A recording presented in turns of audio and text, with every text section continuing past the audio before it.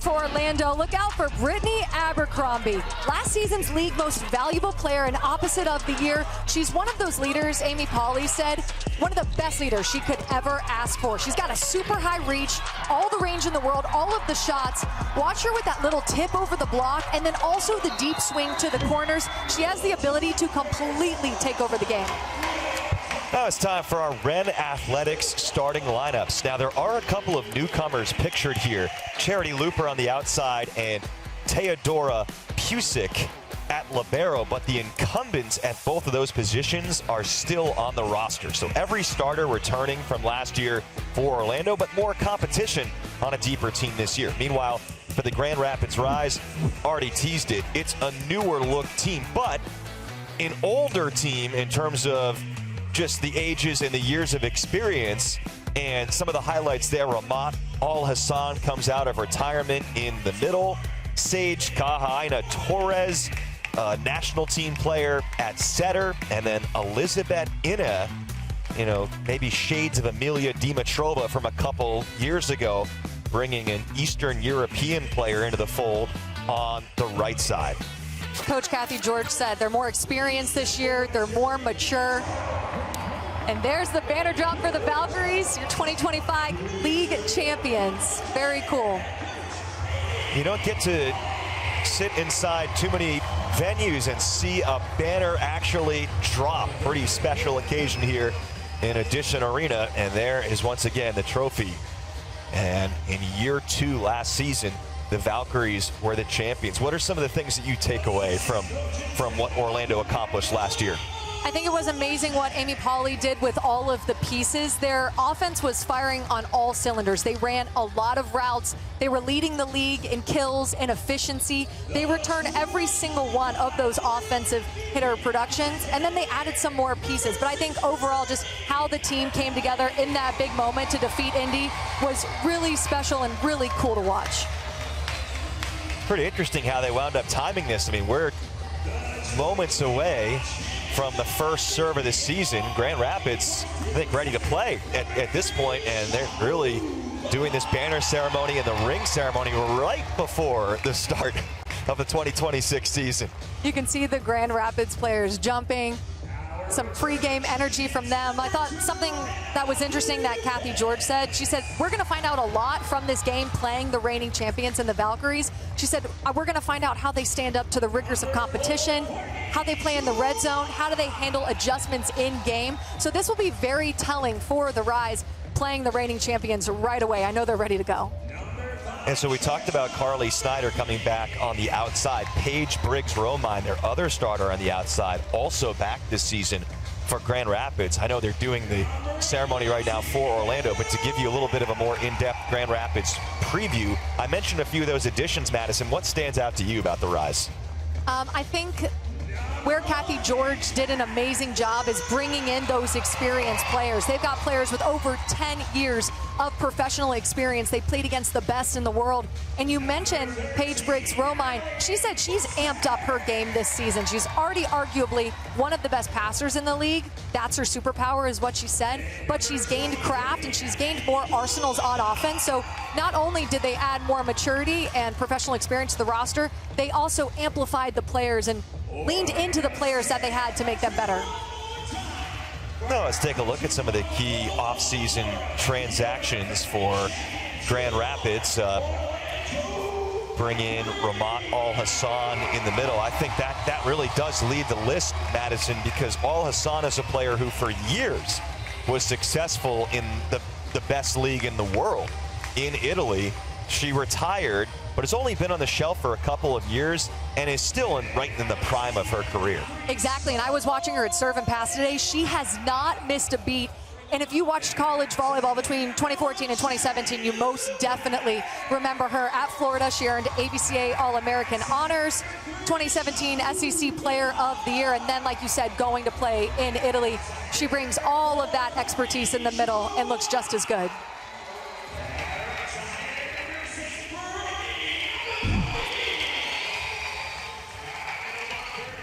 And some more info on Al-Hassan.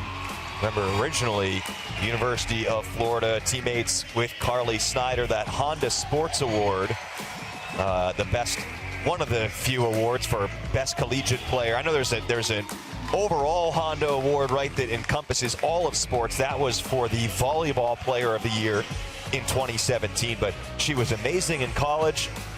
Back when she graduated, there was no professional option in the United States, so she went overseas and starred in Serie A1 for 4 years, also played 1 year in Japan, and now after a brief retirement, is back playing with her college teammate, Carly Snyder. And coach said she got the itch again. She realized she was not done, so this has got to be a cool experience, taking those 2 years off, coaching, getting healthy physically, and then coming back and making her United States professional debut. We're excited for the 2026 debut for both of these teams. The season opening night in the league as a whole was yesterday, when we saw a couple of interesting results. An Omaha win over San Diego, Columbus win at Atlanta. Yeah, that was a really fun game to watch. Columbus came to play, want some revenge from last season. I know Coach Angel poured a lot into this team in the offseason, so that was you can almost call it an upset based on last season. It's a cool way to start their season. I would say, Columbus was picked last this year in the preseason coaches poll, and some crazy stats in that one. It was their first ever win at Atlanta. Actually, their first time over 500 since March of 2024. So you know he's happy to start the season that way. Started 0-7 last year. The first ever win in the month of January for the Columbus franchise. So there was a lot to celebrate last night. Grand Rapids also hoping for a bit of a turnaround this season, taking on the defending champions. Let's not forget, Grand Rapids was in the championship match 2 seasons ago, but missed out in the playoffs last year.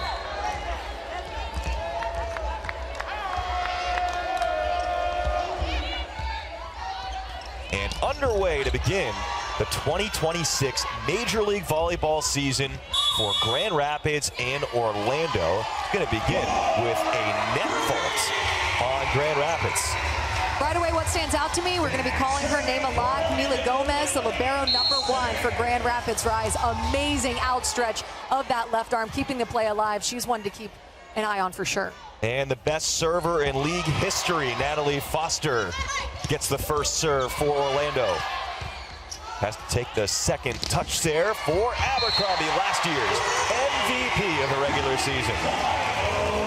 Brittany Abercrombie has to have so much patience on her approach. Shampoo and her had such a good connection. She gives her a nice high ball. Actually, that was an out-of-system set. Beautifully done. Still, that patience is there for her to take her approach and swing high hands.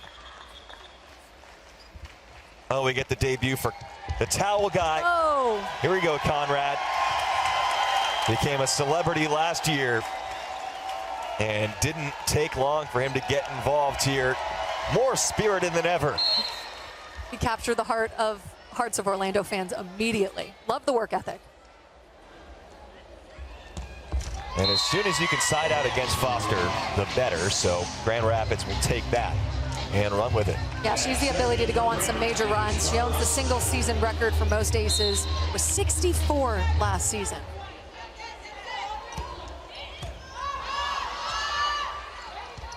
Out of system situation for Charity Looper, and the tip kill for Looper, a huge addition for Orlando. She absolutely is, and what I love about that is Shampoo with the bump set over her right shoulder, but keeping it tempo to Charity Looper, because Charity Looper is a little undersized. She runs more of a tempo set. Even with that bump set from Shampoo, she got the kill because it was super tempo.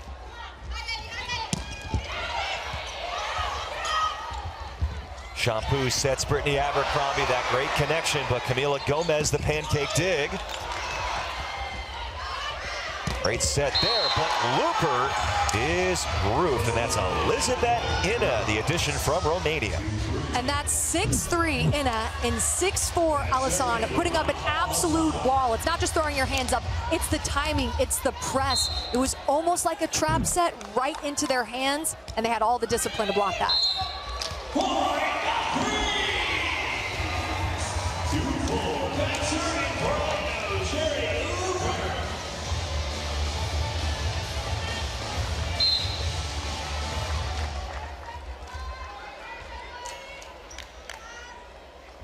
Now it's Looper, who starred collegiately at UCLA and Louisville, picking up the serve, and Paige Briggs-Romine, that line shot is back. She loves to turn that one down the line. And she had so much success with that swing last season. Come in facing super angle. It's almost like a no-look, just cross-body swing straight down the line, and you see about a foot of space between shampoo and the antenna. And Courtney Schwann started last year on the outside for Orlando. Very crafty, actually kind of similar to Briggs-Romine in style. Absolutely, they have all of the shots in the world. Courtney Schwann can score in a variety of ways. She's one of those players that you can't really take her off the court because she affects the game in the back row so elitely as well. Quite a position battle this year on the outside for Orlando, and that is Sage Gahaina-Torres. Huge addition at setter for Grand Rapids. Yeah, Coach Kathy George said she brings that experience at a high level. She has a championship mentality. She's won a championship in college, so she's a natural winner. Abercrombie behind the attack line. Briggs-Romine, the scoop. And that's a D ball on the opposite side for Inna. So music started up momentarily during the point. Meyer, the slide attack. Looper, another tip. Deposit. And that's another area of Looper's game that is so difficult to slow down is her shot selection and her situational awareness, and the way that she uses her eyes. Follows through perfectly, sees that open area of the court, and just a little tap is all it takes. That back row attack from the outside hitter, something that Orlando hoping to add this year with the addition of Looper, as well as Hannah Maddox, who's coming off the bench today. It's a kill once again for Brittany Abercrombie. And I'm glad you brought that up. Last season, they didn't run that middle back row attack a lot. They had Brittany Abercrombie on the D ball, but that middle back row attack, the BIC, they didn't use, so adding Charity Looper brings that kind of nuance to their offense. Carly Snyder gets a touch, but it goes right back to Abercrombie. Out of system for Snyder, the top returning player for Grand Rapids. Courtney Schwann takes a cut. Great dig by Pusick against Inna.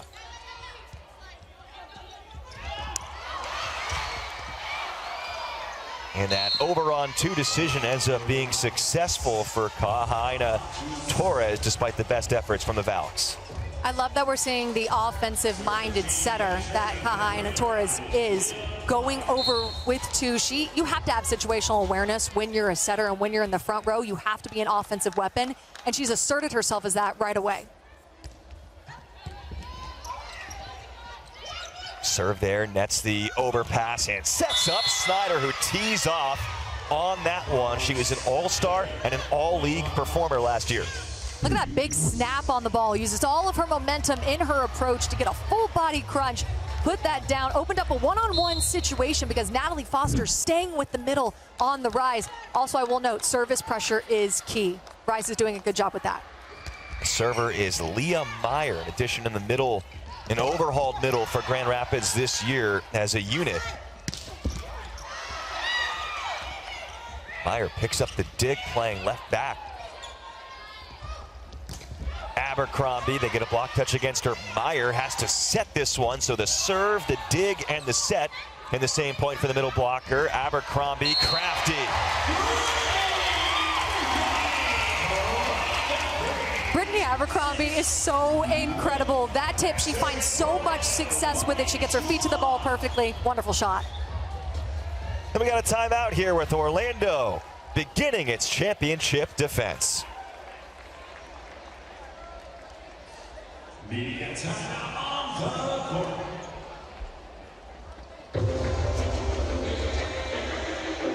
I've said a lot of things in my career. Stats, speeches, friendly banter between plays. But the two words that matter most to everyone. You good? You good? Yeah, I'm good, bro. You're good. You don't need perfect words to say you know someone you care about. Just real ones. Just real ones. Check in. Check in. Be in my clear.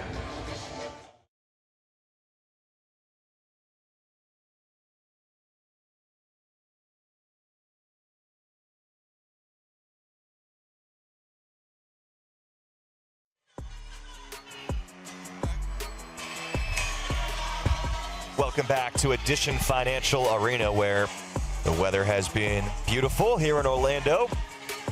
At least since I've been here. As far as I can tell, it's been really nice here. And set one, Orlando leads Grand Rapids 8-6. The Valkyries begin their 2026 title defense in Major League Volleyball. And taking a look at last year's MVP of the league, Brittany Abercrombie, and head coach Amy Pauley, who really has pieced this team together so admirably over the last few years in her third year at the helm of the Orlando Valkyries, and talked so much about culture, the culture that they've built to become a champion. And you know, it starts with Amy Pauley, and watching serve and pass. She pours so much into those players. She's constantly looking for feedback. She huddled them up at the end of the serve and pass and just said, we need to have really good communication. If you would prefer coaching a different style, let me know. I love the way that she leads. The best coaches in a lot of different regards are adaptable, as was that Looper getting into the mix. 5'9", but didn't look it. She is such a high flyer. She's 5'9", but let's say she plays like a 6'2". She's got an incredible vertical, and she utilizes all of that with her explosiveness. One of the 5 former Vegas Thrill players who is in action tonight on these two rosters. That was as easy as it gets for last year's points leader, Brittany Abercrombie. Yeah, if you get an overpass like that and there's no block up, Brittany Abercrombie is going to put that away, especially with no block up. And she can see the court so well. That area 5 is wide open. Last year, she was at 4.36 kills per set. Nobody else was even at 4. Just a dominant force. Snyder cuts that one inside the 3-meter line. Carly Snyder is looking good this season. I mentioned it last season. She led the team in kills. She didn't miss a match. This season, there's a whole lot of pop to that swing, a lot of range, and that's a tough 4-4 shot she just hit.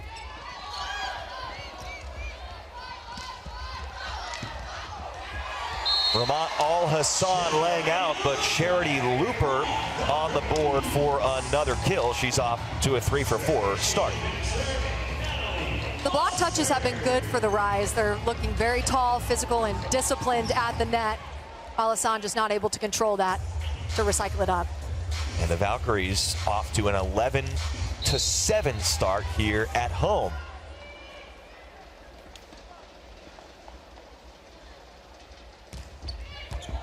Foster broke a league record last year in total aces.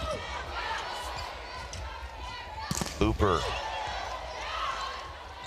Recycle there off the block, but Abercrombie tried to throw it, and Grand Rapids was ready. I asked Coach Kathy George, what's the key to defending Brittany Abercrombie? And she said, you have to know her tendency. She likes to hit high and deep, and she likes to tip over the block. So there, Carly Snyder did a really good job at identifying the tip, holding, hanging into the air, and then pressing. And Snyder has a big serve as well, showing it off there. Looper hits it hard and actually offered an apology to Kahaina Torres. She crushed that one so badly. Charity Looper has so much pop on the ball. Amy Pauley brought her in to add nuance to this offense, and you see her take that line. Annette set up a little too far inside, so Looper took advantage.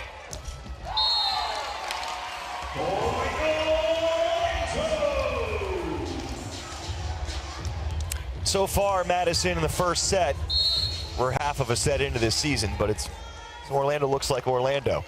And Coach Kathy George called this. She said we need patience and poise when Orlando goes on these runs. Looking like the defending champions and the #1 offense in the league last year. Pusick takes the second. And Kaz Brown, let's not forget about her. Haven't mentioned Casimir Brown so often lately, and was the middle blocker of the year 2 seasons ago. Kaz Brown is one of those players that the fans coming to watch this game, their eyes just gravitate towards her. She has such a leadership presence on this team. She has the intangible. She's a vocal leader, and she's a physical leader as well. She does the little things right in the middle because of that experience that she has. And that was a gimme. She's happy to have that one. She took care of it. Timeout Grand Rapids. It was interesting what Orlando did this offseason in the middle. I mean, they bring back both Brown and Natalie Foster. Foster was a fantastic rookie last year out of SMU, led the league in aces and was 3rd in hitting percentage. Casimir Brown was really good as well, once again making the all-league 2nd team. Orlando also drafted 2 middles, each of the first 2 picks. That was a little bit of an eyebrow raiser. And I'm a big fan of Bree Kelly and Colby Neal, those 2 middles that they drafted. But let's take a look at the key returners here. Brittany Abercrombie, obviously reigning MVP.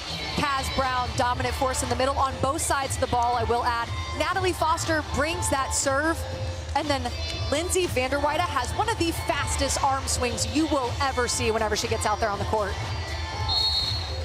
Get a look at what Bree Kelly did last year at Pittsburgh.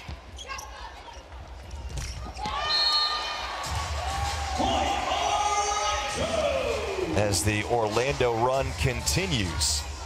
Kelly, 1st-round pick for Pittsburgh, was an All-American honorable mention ACC Defensive Player of the Year. And then they go ahead and double up and draft Colby Neal with their 2nd-round pick. And they already have 2 great middles in their starting lineup. And what's great about Bree Kelly and Colby Neal, they both come from top programs, college programs in the country. So they're used to that standard that the Valkyries hold them to. Elizabeth Inna delivers for Grand Rapids. Interested to see how impactful she could be this year. And in order to be successful at this level, you have to have an opposite, a dominant opposite that can accumulate points. You have to run that balanced offense because the block is so good.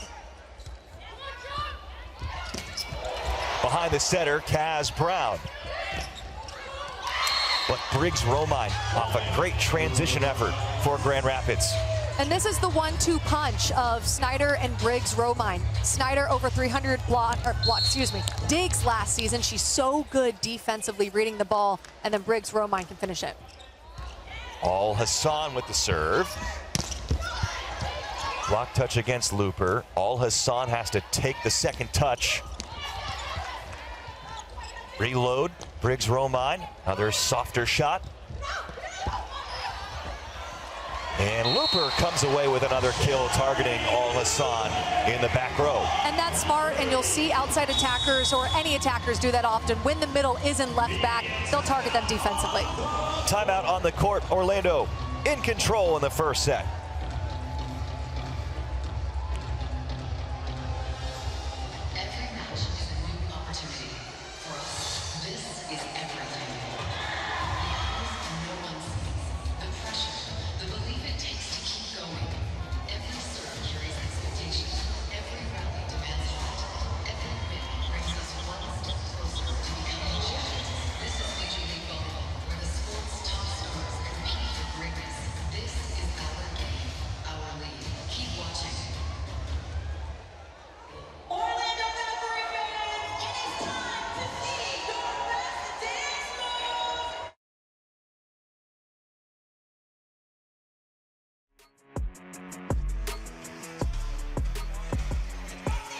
Tonight's Major League Volleyball match on Roku is brought to you by Franklin, by Ren Athletics, and by Spalding. No doubt about it, you're looking at Orlando, Florida. Not only home of the defending champions, but the future home of the All-Star match this year. So special time right now for the sport of volleyball in this state and in this city. Absolutely, and what I love about this Orlando location is you got a lot of young girls and boys who play volleyball club here who can come see a clear path of where they can take their volleyball career by watching the Valkyries. It's super inspiring for those kids to be able to come and watch. And they get to watch their team out hitting Grand Rapids by about 200 points up to this point in the match, and on an 8-2 run into that technical timeout. Camila Gomez back in a Rise uniform for the 2nd time in 3 years with that 2nd touch. Big back row swing for Looper. Good job finding the setter there on that potential free ball, but Abercrombie, it's a big swing dug by Gomez. Briggs Romine takes it off the top of the block, but controlled enough for Schwann. Into the pocket there for Gomez. Inna with a good angle. First, we got to talk about Camila Gomez. So good defensively, just extending plays for her team. And then Ina has played with and against the highest level of teams overseas. She's bringing all of that experience. And with that experience comes the ability to finish a long rally, to stay in it mentally and to finish the ball. Shampoo showing what she can do. A no-look setter dump from Shampoo. The ability for her to know what's going on the other side of the court without even being able to see it. She's so deceptive, she's so offensive-minded, and then she has that kind of volleyball smarts from all of that experience to make plays like that look easy. And last year in the postseason, really, she only raised her game, it felt like, as the season went along and the moments got more important. The championship MVP, this time the set to Foster results in a block for Grand Rapids. And that's Foster coming more so towards the right side of the court, going to her setter, which means outside and middle blocker for the Rise are both there pressing and can finish that block. You don't get a lot of blocks for a left side against a middle. That's what we just saw from Briggs Romine. And Swan is blocked. So 2 in a row for Grand Rapids, who last year was the #1 blocking team in the league, despite some of their struggles overall as a unit. And they've brought that back. They're outblocking the Valkyries 3-1, looking really disciplined and long, invasive over the net. It's interesting. In so many ways, Grand Rapids struggled, but they were #1 in blocks per set and #1 in lowest opponent hitting percentage. I guess defense doesn't always win championships. Orlando was more the offensive-minded group last season, as now they show what they can do defensively. Jardine is blocked. Right on cue. An area of Natalie Foster's game that Amy Pauley said she added is the quickness side to side. That's what they have challenged her with. So she's there, she's closing, but it's Courtney Schwann to finish it. And what that is pressing your hands over the net and angling those hands into the court.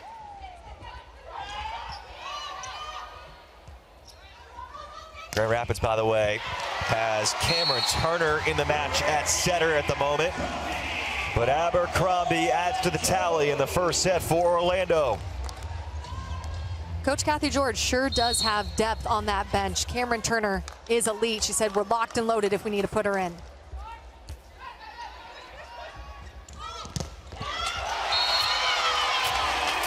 Another block against the right side. Even against this double sub, Orlando still having success and up by 7.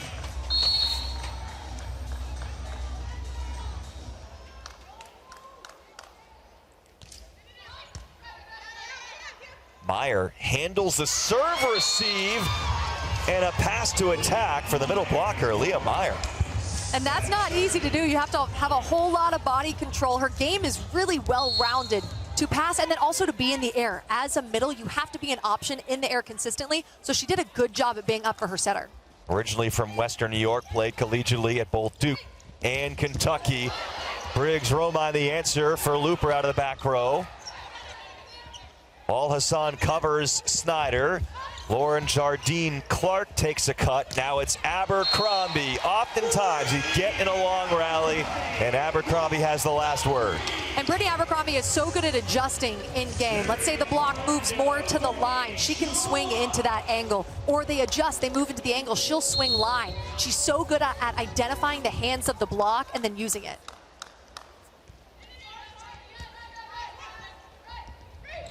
Turner to Snyder. I'm curious, when you notice players who have the elite vision, how do players like that tend to acquire it? Is that something you can learn, or is that something that usually just comes instinctively? Repetition, repetition, repetition, and experience. Most definitely.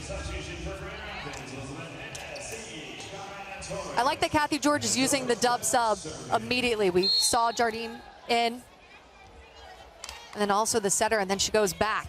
So she said she wanted to use that dub sub, and she already is. Yep. Jardine Clark and Cameron Turner are out. Kahaina Torres and Elizabeth Ina are back in, but Abercrombie is still unstoppable. Coach Amy Pauley said she shows up and she does her job every single day, and that's what it takes to perform at this level day in and day out.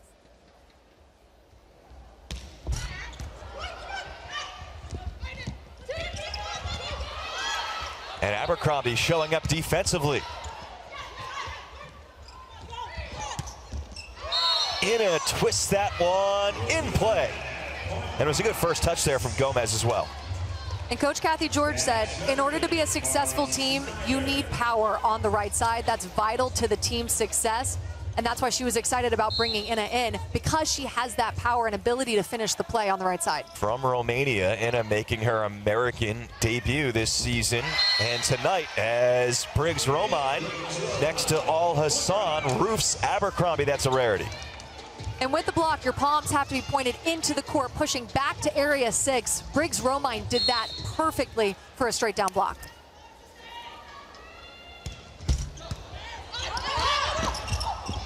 Al Hassan puts away the overpass. And Grand Rapids creeps a little bit closer, prompting an Orlando timeout. And against the Valkyries, since they're so balanced on offense, it is imperative that you have that service pressure. And right now, the Rise is amping up that service pressure, getting the Valkyries in a little bit of a tizzy with serve receive, and then they're not able to run their full offense, and that's boding well for the Rise right now. Foster was, I think, by far the best server in the league last year for Orlando, but Snyder was ranked 3rd in the entire league with 33 aces last season. She's back, and more important than ever for Grand Rapids, a team that, yes, they have a lot of new faces, but really the name of the game for them is their experience and their reliability, some of these players. Absolutely, yes. I mean, Carly Snyder, 8-year pro. Paige Briggs Romine in the league for 3 years now. You got Ina, 11-year pro. Alazan has obviously been a star for a very long time, played overseas. So that maturity actually allows you to come back in situations like this. Orlando looking for a side out, can't do it there. That swing from Kaz Brown off the mark, and Grand Rapids is pulled within 3. An interesting stat line, Natalie Foster and Kaz Brown, only 1 kill between the 2 middles for Orlando so far.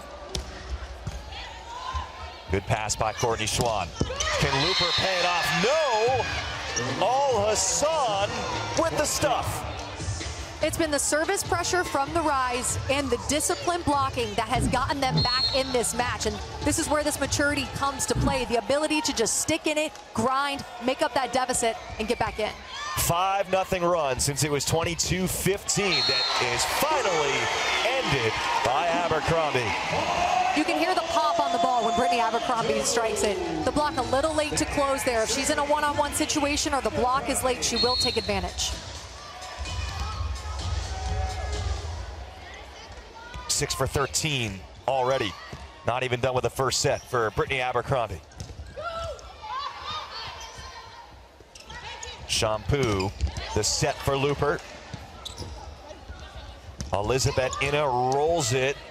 Schwann, perfect first touch. Looper down the line. Inbounds, set point. Charity Looper is a wonderful addition to the Valkyries. She runs that tempo set. It's really difficult for the block to get there. She's almost beating the block in situations. She's got that explosiveness. And then look at the gap. There's about a 1-foot gap between right side and middle blocker. Orlando appears to be surviving that 5-0 run with 4 opportunities to win the first set. And it's Brown with the stuff in this big-time matchup in the middle against Al Hassan. Kaz Brown delivers the first set.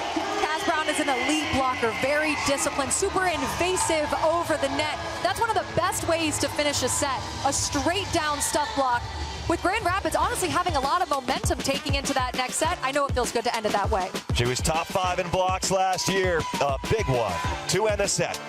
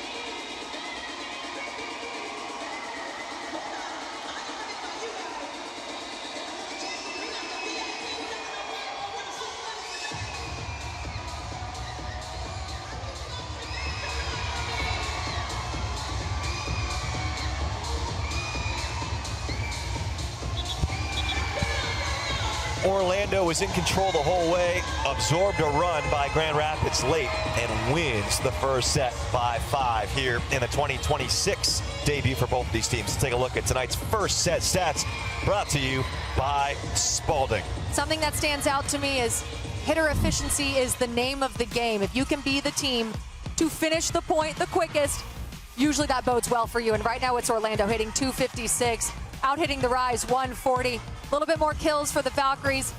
Attack errors.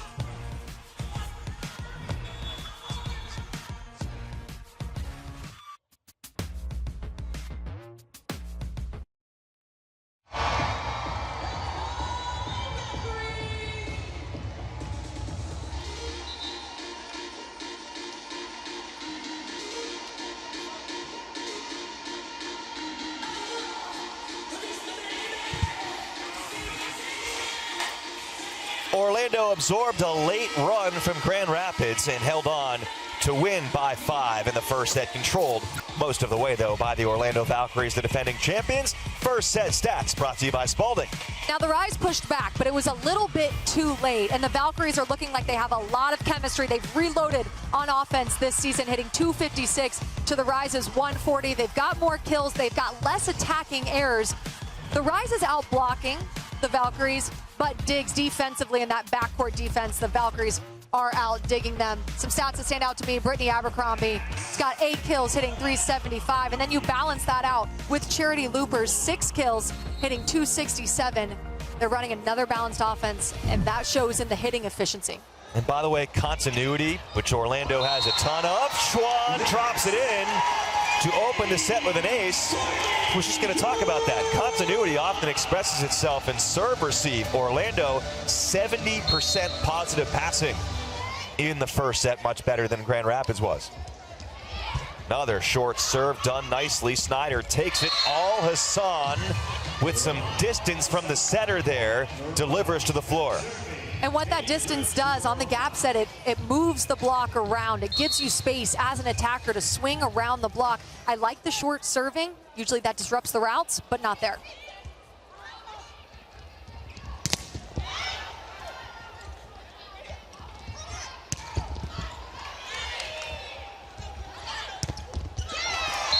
Snyder into the block, and they couldn't bring it back up. I hinted on this briefly. Amy Pauley challenged Natalie Foster in the offseason to amp up her lateral speed and her blocking. She said she comes in, she does that right away. It's her closing, getting all the way out to Brittany Abercrombie, that makes that block so hard to get through. Always nice when a coach tells a player to do something and they find out, especially when it involves off-season labor, and the player comes back and she's done it. She's put in more work in that lateral mobility area, as out assistant Carly Snyder punches that one towards Foster, who dug it. Behind to Torres, to Briggs, Romine from behind the attack line.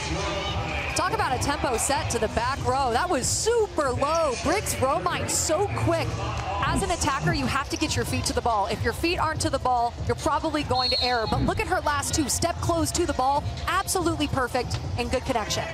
And a short serve there on top of it, causing some problems in Abercrombie, showing some frustration.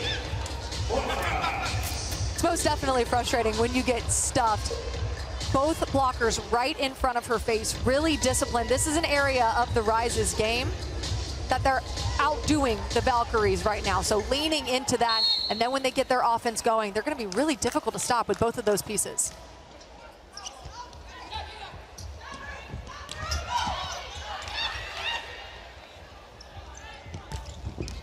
It's Inna, and a better start to this set for Grand Rapids.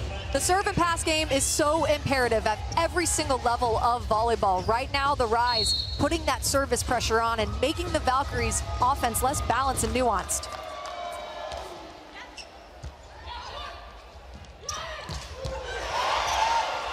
Did they get that up? Doesn't matter. Couldn't get it back over the net. Looper with credit for the kill. It's Charity Looper's 7th kill of the match. She brings so much fire and explosiveness to that swing. You would not be able to tell that she's undersized. tight there on the pass, but the Rise still handle it, and Leah Meyer sends it to the floor.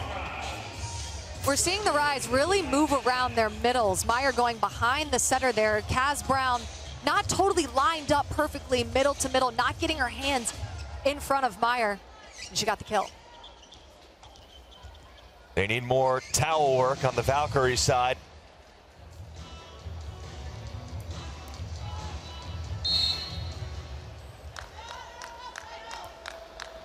And now the court is condensation free.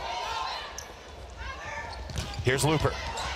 Excellent dig by Briggs Romine. Snyder unopposed. Valks still get the dig.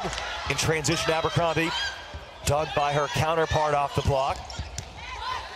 This is a chance for the Valkyries here. Excellent set by Shampoo against the flow to Kaz Brown.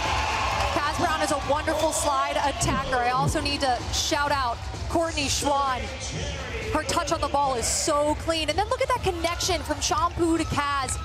That Shampoo reversing the flow and finding the right side, the right shoulder of Kaz Brown. That is really difficult to do, but the precision that Shampoo brings to that position is amazing.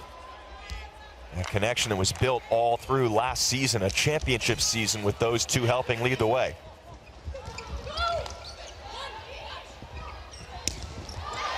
Another pick for Looper. Again, an added element this season that Orlando didn't have last season.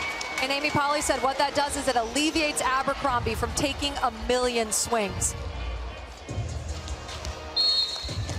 Have to stick to like 900,000.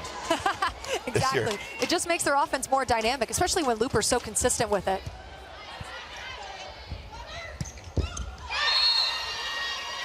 Carly Snyder makes it work for Grand Rapids. This is another way you can tell Carly Schneider is experienced. She sees the block, so she takes something off of it, she swings high. You have to have a high contact point and a high snap, and she has it. Shows that off on the serve as well. Deep ball, Elizabeth Inna, Looper got it up, but it's put back down by Paige Briggs Romine. And that's good tracking of the ball by Briggs Romine. She doesn't affect the ball over the plane of the net to where the Valkyries could have touched it. She was very disciplined, staying inside the rally and then finishing off straight down.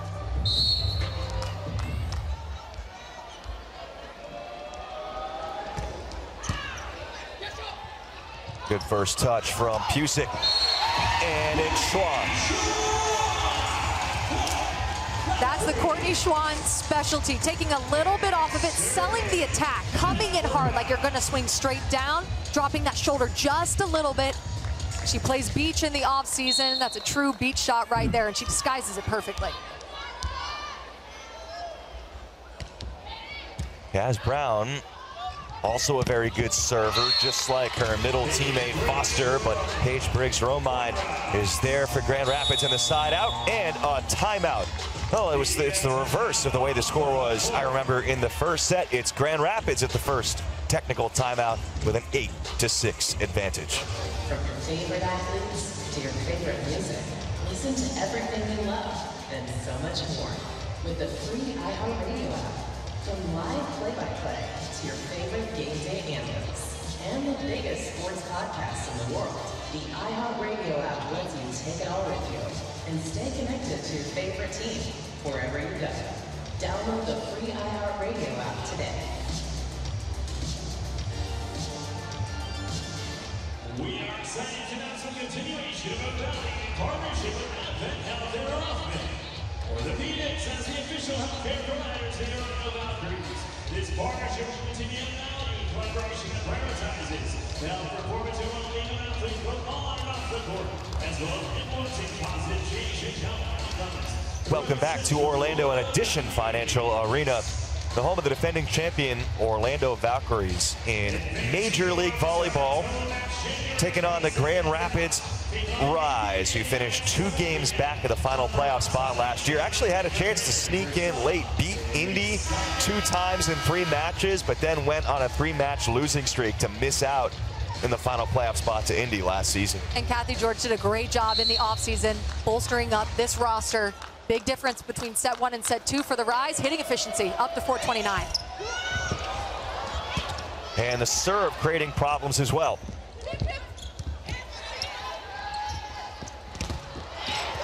Back row attack for Looper.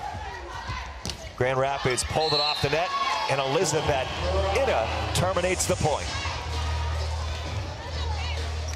Ina is as equally terminal from the front row as she is the back row. And when your setter is front row, you need that offensive production from the right side of the court just to keep the block honest. She provides that for them with the D-ball. Meyer serves. Pusick handles it. Right back to her off that block against Foster. Now it's Schwann from the outside, dug by her counterpart. Abercrombie blocked again.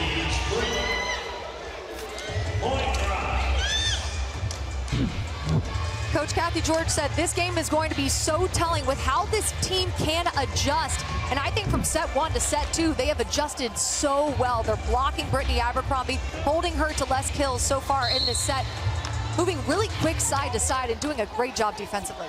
She has 8 kills overall, but she's been blocked 3 times in the match. That's, even for an entire match, feels like it would be rare for Abercrombie. Good bounce off the net there to keep the point going for Grand Rapids. D-ball, Abercrombie, out of system kill.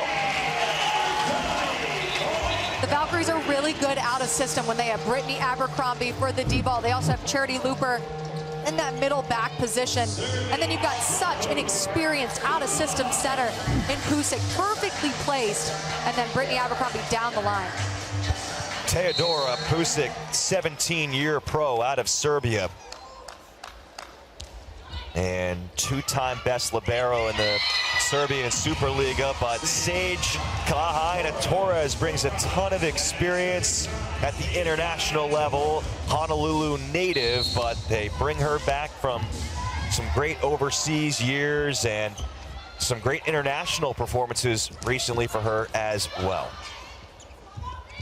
Ina, high off the hands and down.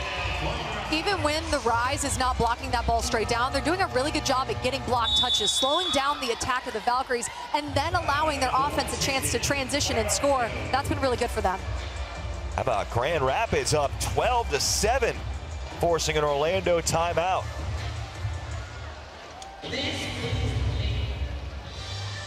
Carly Snyder so far back in the Grand Rapids Rise uniform this season for the 2nd straight year, the 8th year pro out of Florida. And I said it before, but she affects the game in so many different ways from the outside. We've seen a whole lot of snap on the ball from her. The block isn't closed. Even if it is, she has so much range to put it away. And then defensively, net defense, so sound and experience. And then floor defense. And we can't talk about Snyder without talking about the serve receive. She's one of those that really stabilizes that core unit in serve receive.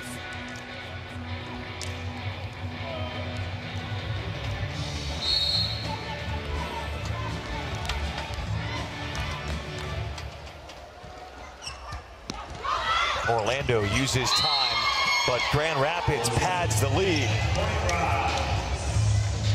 Grand Rapids is in a rhythm from every area of the game. Behind the service line, I've been so impressed by their service pressure.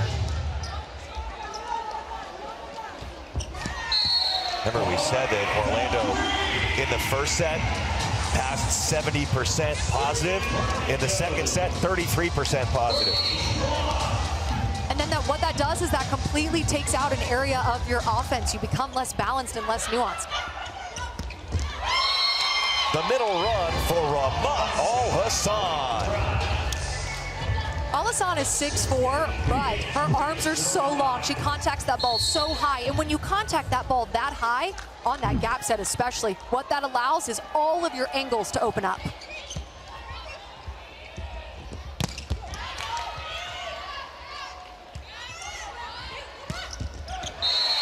Abercrombie. I always ask coaches keys to the game. Coach Amy Polly said one of those is being good in coverage. Right there, they did a really good job in coverage, especially when the Rise is blocking like they are. You've got to cover the ball, and they did it well there.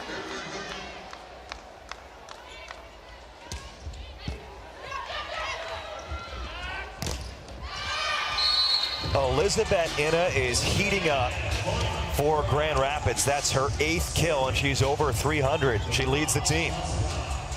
And to tool the block like that, you're not just swinging wildly. That is purposeful. That is the follow-through of the swing. She dropped her right thumb, drove through the ball high off the hands.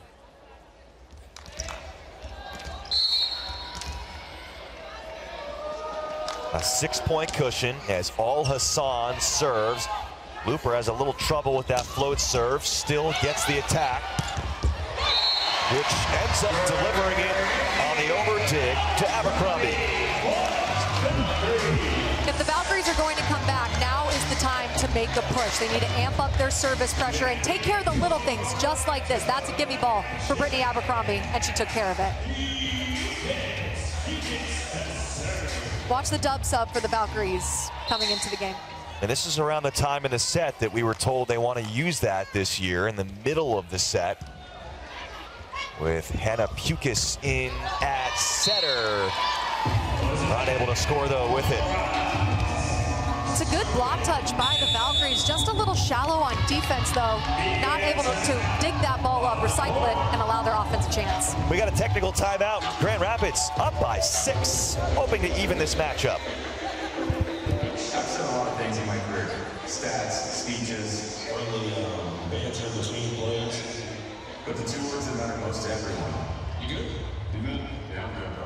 Keep going. You don't need perfect words to check out someone you care about. Just real ones. Just real ones. Check in. Check in. Be a mind leader. Have an health. Feel whole.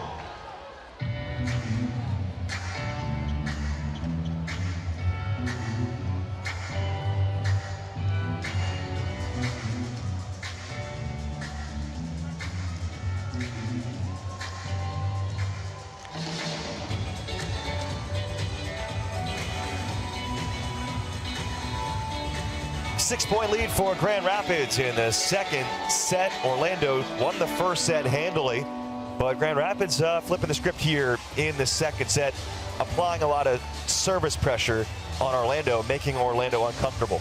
And that's the key, and it sounds basic, but volleyball at its core is the serve and pass game. Right now, the Rise is winning that. Dub sub is still in there. And that involves both Pukis at setter and also the former Grand Rapids Rise opposite. Naya Chimay played her rookie season last year for the Rise. Now she is on Orlando in that secondary right side role behind Abercrombie. Looper the serve. And that is an ace serve for Charity Looper. What makes that serve so hard to pass is it's moving so much from the time that it contacts your hand to the time it gets back to you in that serve-receive line, so you have to make that quick move, and then you also have to angle your platform into the court. Second ace for Orlando. And Looper digs it. Pukis had to hit that one from the floor because she's back row. And just set it. You have a back row setter. That time she got in the air and is not allowed to play the ball there. And the Valkyries can go on runs, so if you're the Rise, you're happy that there's no bleeding there. You go back to the service line. Watch setter for the Rise in the front row, Sage. Watch her make an impact offensively. Pukis to Chimay. Gahaina Torres to Innet. And the connection not there, point Orlando. When Charity Looper was playing in Louisville 2 years ago, I remember watching her game in the national championship, and her defense really stands out to me. She is so quick twitch back there in middle back. She does a really good job reading. She's not just in the right place, she's in the right place at the right time. Defensively, she is such an advantage for the Valkyries. I think last year, her rookie season with Vegas, she wasn't 100%. She was coming off a long college season, NCAA runner-up with Louisville, and now that they're getting her off a full off season, gonna make a huge difference. Chimay didn't have enough there. She tried to tip. Another key for this Valkyrie team, Coach Amy Pauley said, staying aggressive with our arms. She said explicitly, we do not want to get into a tipping game. So I know she wishes there that Chimay maybe would have swung at that ball.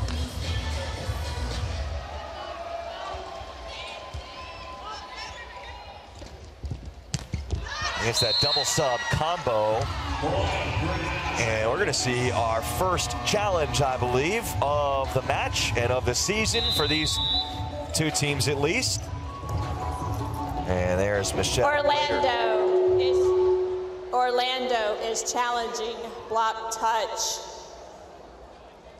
Battling the microphone feedback to give us the call.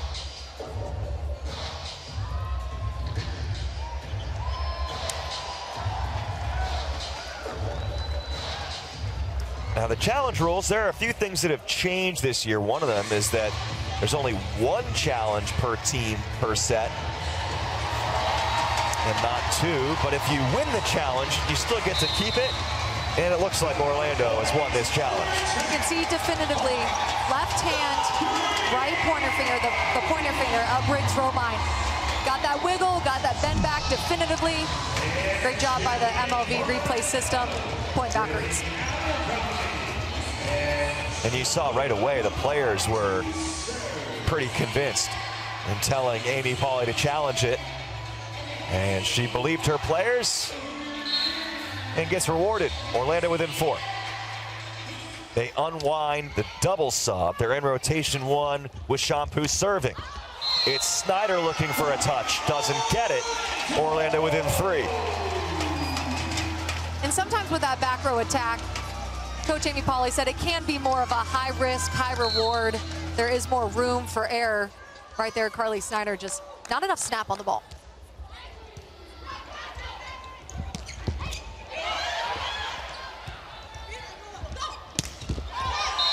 Abercrombie. Orlando has come all the way back, and they're down 2. Abercrombie has so much precision on the attack. She's able to grab those high fingertips. Beautiful out-of-system set by Pusick, pushing it all the way to that right pin, and nice high snap and reach by Brittany Abercrombie.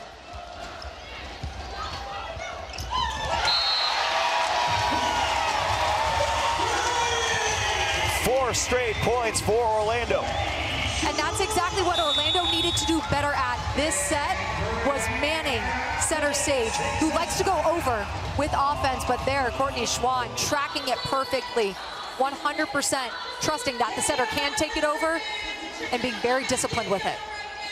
And it leads to a Grand Rapids timeout. Another smaller rule change this season is that team timeouts are only 30 seconds. So I think just worth pointing out, no need to go anywhere when a team calls timeout. We're going to have it right back for you. And they want to make sure that for all the great fans of Major League Volleyball, that you're getting a fast-paced, exciting entertainment product like exactly you would hope and expect. See, I finished that sentence and they're back out on the court. And that poses maybe a new challenge for the coaches, that they have to get out what they want to say quickly and concisely and make it pretty brief. Got to work on that. We talk about in the broadcast industry, word economy. Yep. Paige Briggs Romine to the floor. Brittany Abercrombie visibly a little frustrated with herself after that. That's one of Paige Briggs Romine's bread and butter. No look down the line, dropping that pinky and driving it to area 1. This is going to be a let point. The music didn't stop for the serve, which is a break for Grand Rapids because Orlando is in a decent position receiving serve there. There's Kathy George, third-year head coach and vice president of volleyball operations for the Rise. Abercrombie, so good. And there's a little bit of a height disparity between Abercrombie and that left side blocker, Paige Briggs Romine. Abercrombie swinging high and over. Even with Alison there, she's still able to contact that ball nice and high, but definitely targeting Briggs Romine down the line.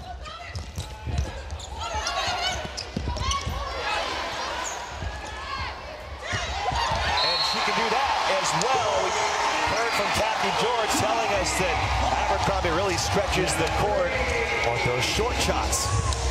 And that's that's where she gets you. As a defender, you're on your heels because she can attack that ball so deep to the corners. She sells it here. Good job in transition, getting off the net too. She puts in so much work in between every time she touches the ball, and then that area is wide open. Really good vision by her. Got the short game, she's got the long game. There's so much ground that the defense has to try and cover and read against Abercrombie. It's a 6-1 run for Orlando to tie the second set at 19. The Rise have the answer. Pusick right back to Abercrombie. It's down, and Orlando keeps it going. Coach said Brittany Abercrombie is one of the best leaders you can ask for. She does everything right. She leads by example. She's a good example to her teammates on how to finish the play, and you're never out if you're the Valkyries with her on your team. Short serve by Schwann. Elizabeth Inna up high against Shampoo. And an impressive swing from Inna. A little bit of a right side battle here between Abercrombie and Inna. So much power she brings to that position. Kathy George said she had so much balance and power to this offense, and we can see it. First game, first and second set, she's bringing it.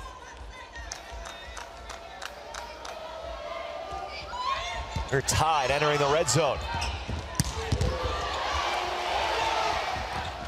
Elizabeth Inna tracks it down.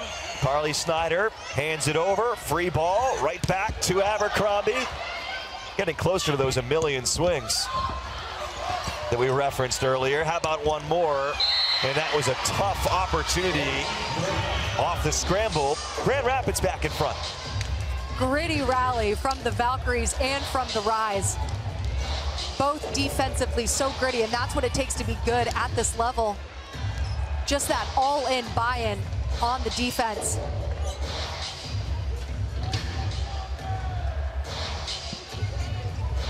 Also, another thing to note for the Rise, number 9 setter, Ka'ahainan Torres, is so elite. She was on the ground for that set, still setting her team at a great tempo and allowing them to get that point.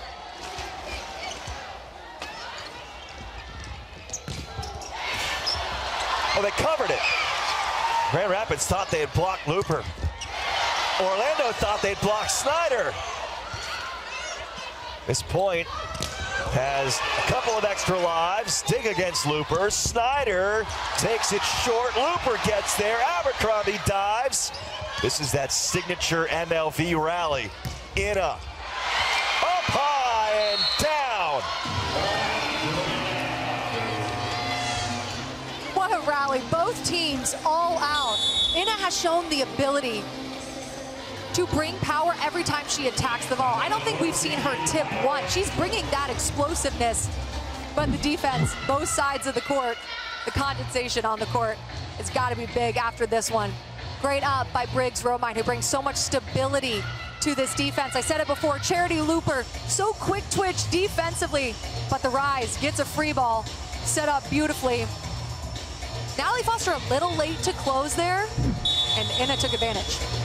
That's such a great point on Inna, like reaching into the toolbox, and every time you know it's the hammer that's coming out. It's a world-class matchup, Madison, on the right side between Inna. They don't actually go against each other very often, but just two great right sides we are seeing in Inna and Abercrombie. And that's what it takes to be an elite team at this level. It's not enough to have 2 terminal middles and 2 terminal outsides. You need that balance on the opposite position. That's what Grand Rapids had 2 years ago when they made the championship match with Dimitrova. Yep.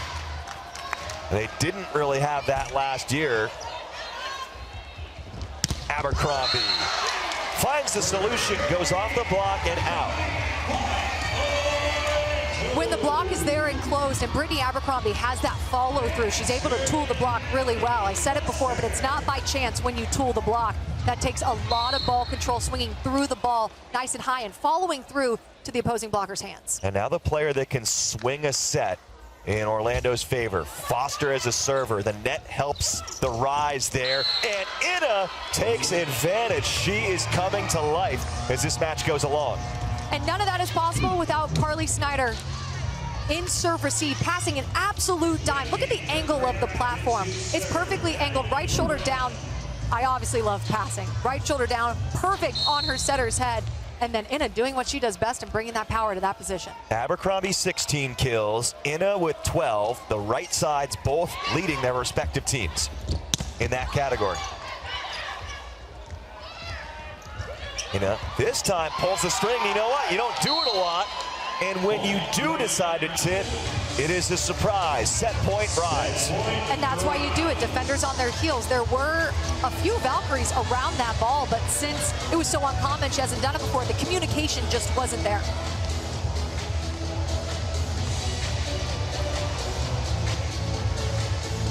Orlando had come all the way back and pulled even after a big early deficit.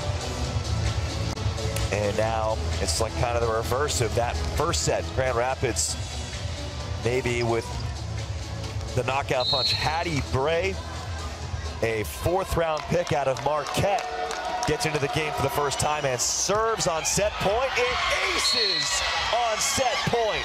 What a debut for Hattie Bray, coming in and delivering with the ace. Grand Rapids ties it up at 1 set apiece.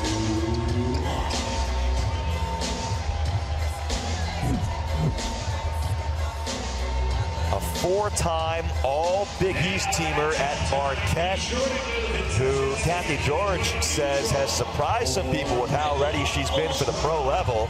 It's Hattie Bray for the win there in the second set. But as always, Carly Snyder leading the way, standing by with Madison. All right, Carly, offensively, more efficient in that second set. What clicked for you guys? I think we just started a little bit slow. We kind of said, like, the end of the score really didn't reflect how well we were playing at the end. So I think we just didn't try to change too much and just tried to start kind of how we finished that first set. With a game this back and forth, what's the difference maker in this next set? Yeah, I think just making a few defensive plays. Like, they have some really aggressive attackers. So if we can just steal a few points from them, it gets us a lot of momentum. So we're just trying to do that as much as possible. Thank you, Carly. Thank you. Let's take a time out here through 2 sets in Orlando. It's the season debut for the defending champions, hosting a game. Grand Rapids Rise, all tied up at 1.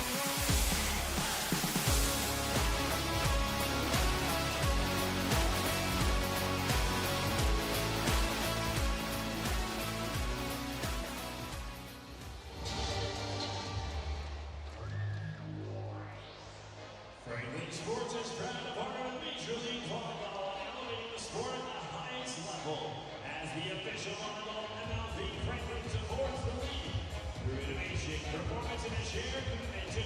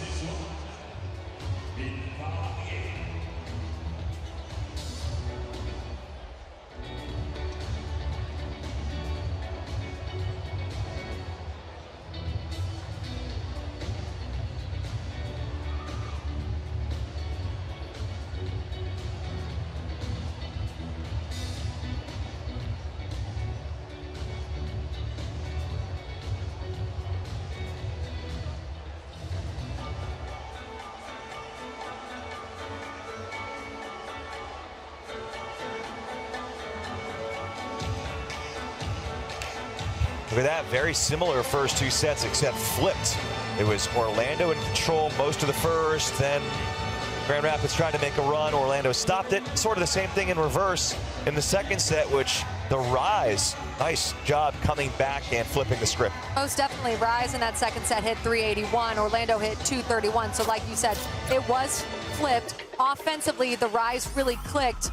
Something that's not on your screen right now that I do think is important to note is Ina for the Rise, opposite, had 9 kills, hit 750. Not in the first two sets, but in that second set alone. That was a huge X factor for the Rise taking that set. Big battle on the right side with Elizabeth Ina and Brittany Abercrombie, both leading their respective teams in kills. Very exciting in the first two sets. Got the defending champs trying to get a season opening win after unveiling the banner, but the Grand Rapids Rise with some really nice additions here in Addition Arena. It's 1-1 in sets.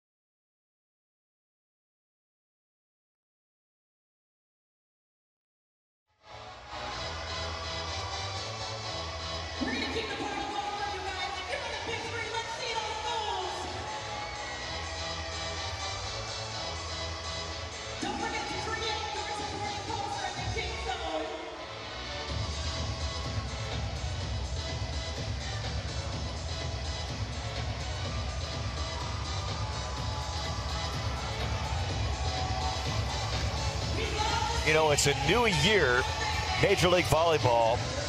It's 1-1 here in Orlando, the Valkyries and the Rise. I'm not sure, though, that anything is different from 2025 in the sense of who is the most dominant force in the league. Brittany Abercrombie leads all players on the court right now in kills with 16 in only 2 sets. Sometimes you'll get attackers who will have 16 kills throughout the entirety of a match. No, she can do it in 2 sets. It's because of all of the range. They are getting her feet to the ball, tipping to that area that she loves to. She disguises it so well. She's so deceptive on her attack. She's got all of the range, the power. She can swing high off of the hand.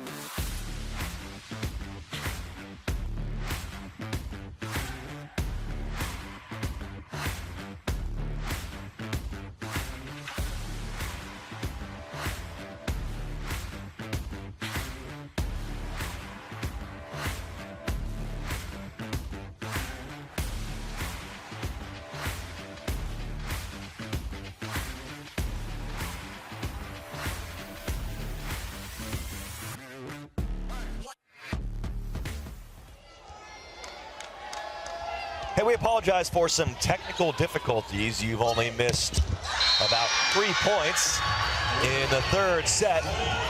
And now it's even at 2, so it's a brand new set anyway. Tied up in sets, 1-1.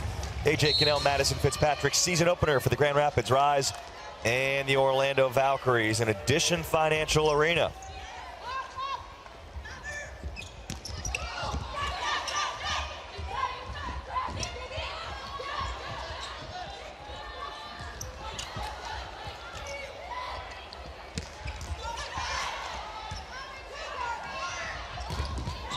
Snyder, glad she's all right, it appears, there after nearly landing on the volleyball, but was blocked.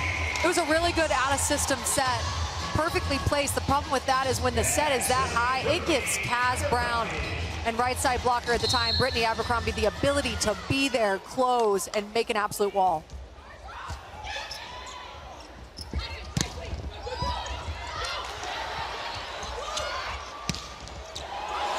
Rattles around there on the swing by Charity Looper.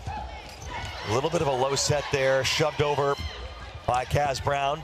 And Briggs Romine flies in behind the 10-foot line.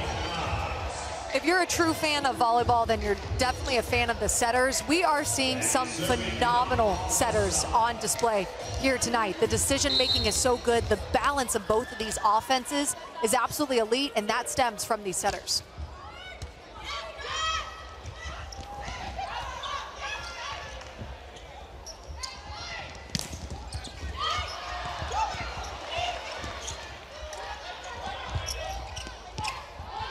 Who can return some order to this point? It's Orlando, and it's Looper. And very quickly, Jampu and Charity Looper have developed quite the chemistry. They're looking really good with that tempo set. It's perfectly timed. Jampu is perfectly placing it in Charity Looper's wheelhouse in her window. And because she's so athletic, she can just score in so many ways. They're tooling off the high hands.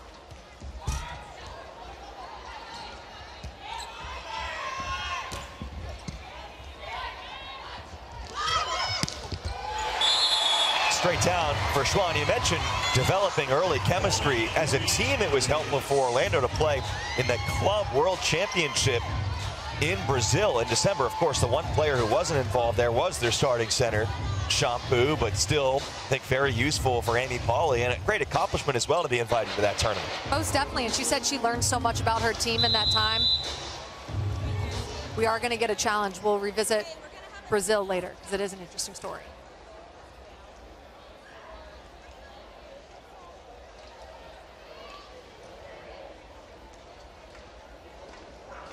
Orlando is challenging no net fault. So I apologize, I didn't mention that there was a net fault in the first place. No problem. What happened is Courtney Schwann attacked the ball, then was in the net. Courtney Schwann thinks that the play was over when she was in the net, but I think initially the referees thought she was in the net before the play was dead. See, that's what I thought, right? That's why I didn't say it. No, didn't see that first blush, but interesting. Orlando won a challenge in a previous set on a block touch. Again, there is a rule change this year. You only get one team challenge per set. You win it, you keep it, but an early set challenge like this risks not having one the rest of the set. Yeah, so you almost have to be even more definitive and sure when you make that challenge. Challengeable plays, that has changed a little bit. Defensive touch, meaning ball off a backcourt player and out of bounds, is no longer challengeable. Reaching over the net, meaning interference, is now challengeable. Everything else is at least similar, except for that one challenge per set as opposed to two. Let's take a look at this. When did the net fault occur, Madison? Watch when she's in the net versus when the ball touches the ground. Not in the net yet, not in the net yet. Maybe a little contact. Might be in the net.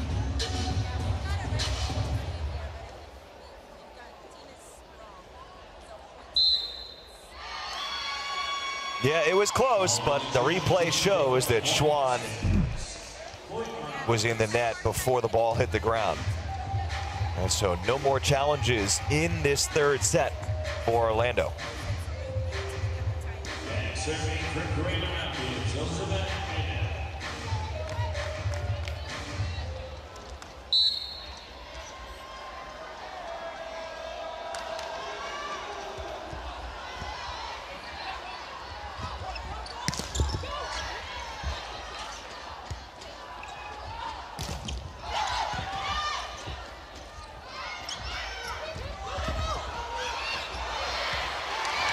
Orlando scrambles, keeps it going.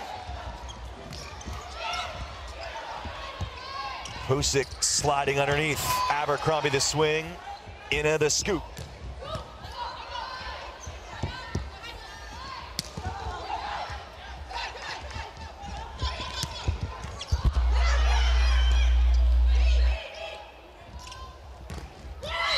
It's Snyder down. Snyder there completely seizing the opportunity, which is a hole in the block. Kaz Brown just a little late to close. Shampoo set up, but there was about a foot of space. Kaz Brown did everything she could to reach that right hand into that seam, but wasn't there fast enough. Carly Snyder has a really fast arm swing, so when she is beating the block and there is a hole, she'll put that ball down quickly.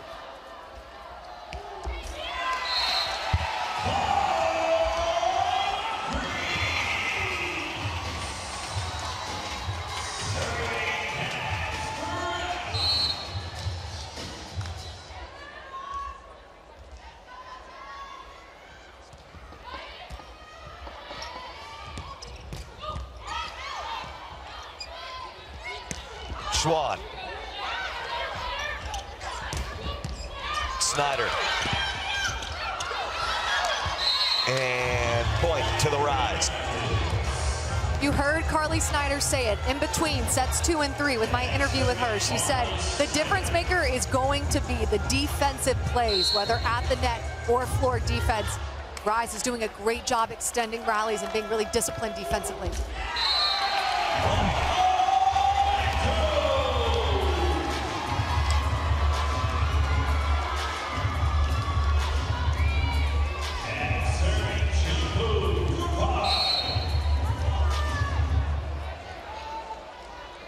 Last year's all-league first-team setter out of Thailand and championship MVP, Shampoo Goodpard with the serve. Paige Briggs-Romine turning up the temperature as this match has gone along. Briggs-Romine is 8 for 20 for Grand Rapids. And that's one of the things that Coach Kathy George said that she added to her game. The arsenal on offense, that deep corner, contacting that ball high and mixing in that with her off speed.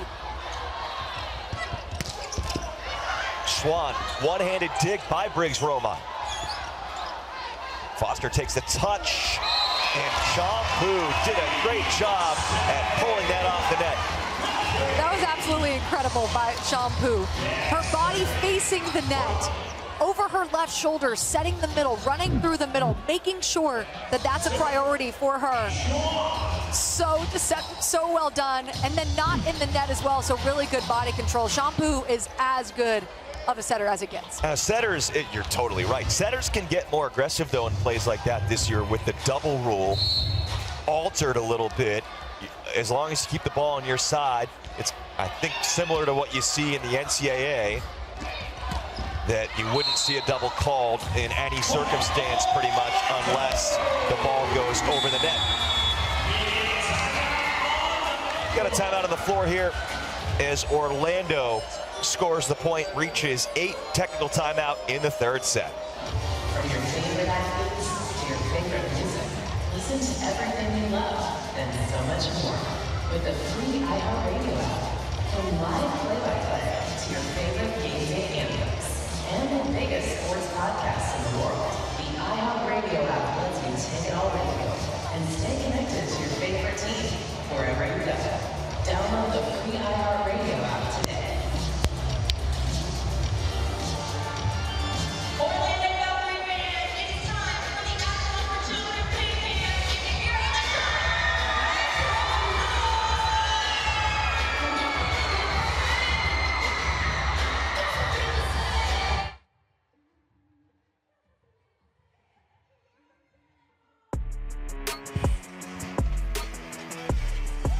Tonight's MLV match on Roku is brought to you by Franklin, by Ren Athletics, and by Spalding. Got a battle between a championship participant of 2 seasons ago and the championship winner of last year. That's Grand Rapids and that's Orlando, and it's tied up in sets, very close in the 3rd set. I think worth noting, neither team in this set hitting over 0. 0 and negative for both teams offensively. Over the shoulder, we saw Shampoo do it once. Gahaina Torres was close to the kill, but eventually the save by Looper.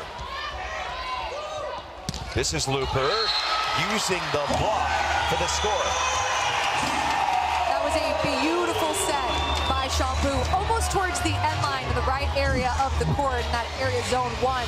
Over the shoulder, pushing it all the way. Perfectly placed to Charity Looper, who takes her time, who is patient on the approach, who follows through, and the block was on its way down. There's the hammer from Al Hassan.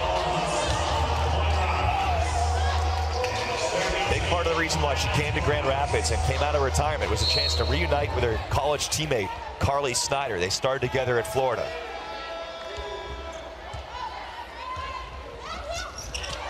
And now Al Hassan with the stuff. Tough matchup for Foster. Middle blockers for the Rise are only combined for 5 kills right now, so not as big of an offensive presence maybe as they would want later on in the season, but the defense from the middles have been elite. Well, last year, as Abercrombie comes down with it, they had the middle blocker of the year in Ali Bastianelli. She retired. And they also had Alyssa Jensen starting, who was a top blocker in the league. So she's still on the roster, but they've changed. They flipped the deck a little bit in the middle, but some great options currently for Grand Rapids. Most definitely, and then they retained both their 6 rotation outsides.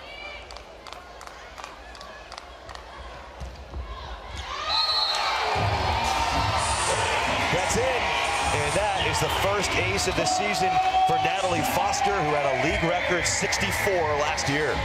That ball floats. It's such a hybrid serve. It floats and moves so much, dipping and diving as it gets to you. You've got to make that move quick and track it all the way to the line. That pass was made by Elena Ogilvy, who has also replaced Camila Gomez for right now at libero for Grand Rapids. 2 very good options for the Rise, who are both top 4 in the entire league last season in digs. Al Hassan there just waiting, hesitating, seeing that tip, seeing Brittany Abercrombie open her hand slightly. It's the eye work from Al Hassan that allowed her to hang in the air and read that. Got a good one here in Orlando. Back to Abercrombie. That's going to be in play. They can reload. Looper on the set by Shampoo against the flow a little bit. And this is when the Valkyries are at their best, when they have Brittany Abercrombie in the front row. Shampoo is in the back row. They've got all 3 options on offense, firing on all cylinders. Now you've got Brittany Abercrombie going back to serve, so look for her on the D-ball.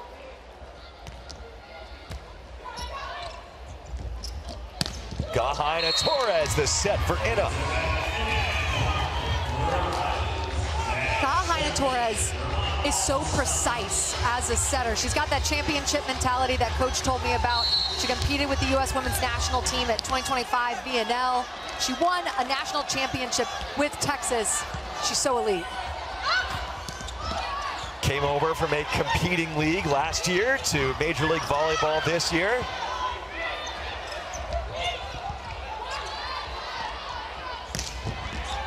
And Abercrombie aiming for the deep corner. She finds her spot. And that set is low. That's not one of those high looping sets with a peak on the top. That is a tempo set to the D-ball. What Brittany Abercrombie does so well is she's extending. She's getting her feet to the ball. She's reaching, extending, full body forward. To then just paint the line with that much precision is actually so hard to do. Good pass, Snyder.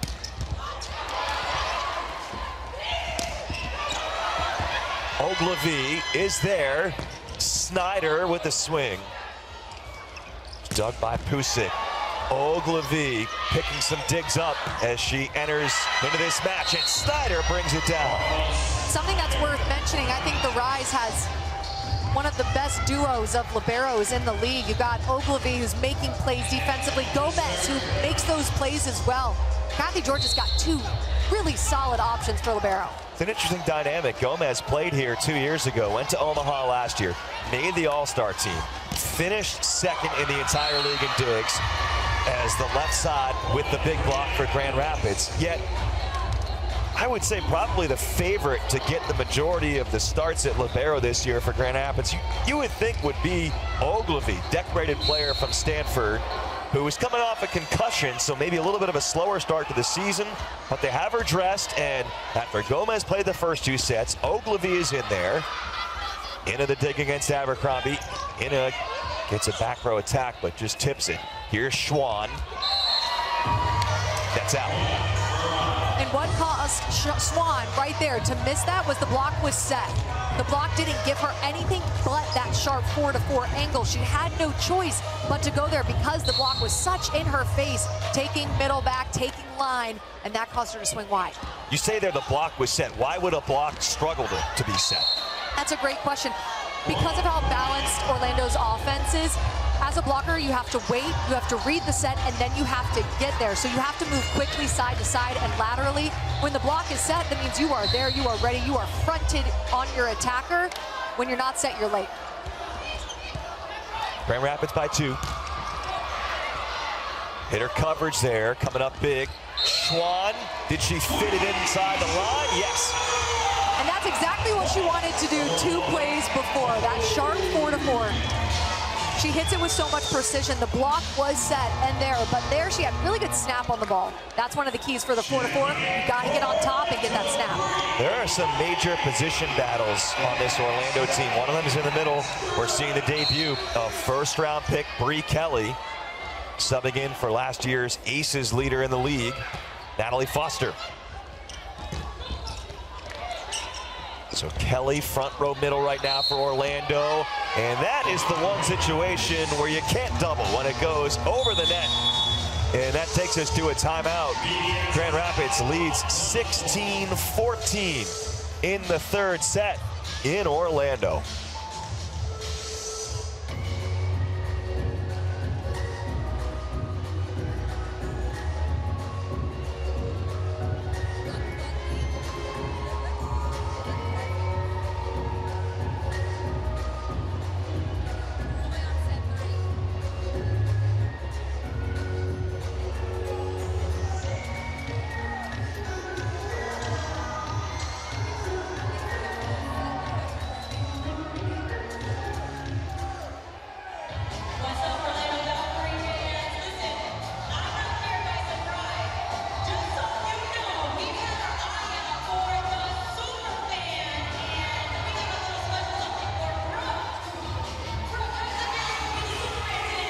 Welcome back to Orlando, 16-14 Grand Rapids. And it's a 5-1 run for the Rise. Elena Ogilvy checking into the 3rd set for Camila Gomez, both great options. Both great options, both so elite in their position. A little bit of difference is the experience level. Camila Gomez, 8-year pro. Elena Ogilvy, 2nd-year pro. Both such good options.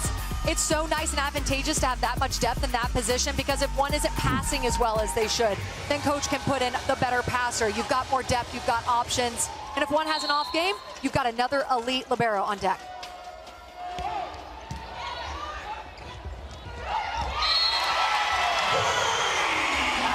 Bree Kelly, first career professional kill. She was a standout for Pittsburgh and originally played in Florida. And talking about depth, Natalie Foster only had 1 kill, hitting in the negative for this match.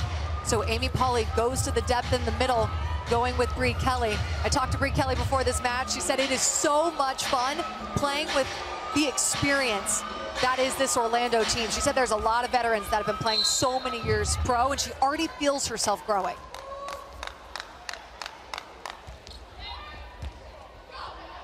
Snyder handles the serve. Ina behind the line. Abercrombie has to two-hand it over, but finds the setter. So it's Ogilvy using hands for the second ball. One-handed scoop by Goodpard. Ogilvy selling out for that one. Abercrombie. Kalahina Torres racing over. Kelly is out to end a long rally. A really good defensive display from both teams, just throwing their bodies around, a never say die kind of mentality for both teams. I think that set there maybe crossed across her body too much before she cut it off. If Brie Kelly would have cut that off a little bit sooner before it got to her left shoulder, she wouldn't have rotated and hit out. Instead, 2-point lead, Grand Rapids, all tied up in sets. Al Hassan the stuff. Al Hassan is so disciplined blocking. That's the difference between a good blocker and elite blocker, is the discipline, is the eye work. Look at her hands above the net, and then it's a quick press. It's an abrupt press, pushing those palms back to area 6.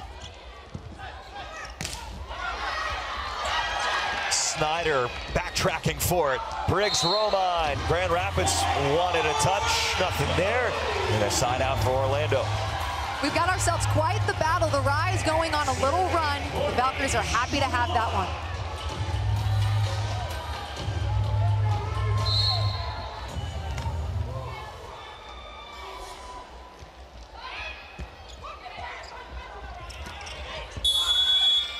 Net violation.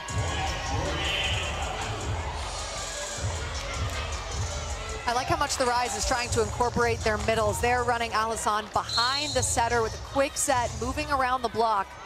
But net violation for the Valkyries, and the Rise are up by 3. 4 kills, 4 blocks for Ramat Al Hassan in her United States professional debut. That is out on the automated line calls from Major League Volleyball. Grand Rapids with separation now in the 3rd set. Looking to spoil the celebration with Orlando unveiling their championship banner tonight. Abercrombie. They're getting some block touches against her. Briggs Romine off the block as well. Abercrombie into the block. Going the other side, Looper into the block and covered. And saved by Looper. She found the angle. But Al Hassan, what a swing from the middle. This Grand Rapids Rise team is looking like a well-oiled machine. You can see the smile on Coach Kathy George's face. She's very happy with the roster that she put together. Beautiful in-system pass. Al Hassan up, ready, swinging high, creating all of those angles for herself with how high she contacts that ball. Grand Rapids finished in 5th place last year. They were picked 5th place.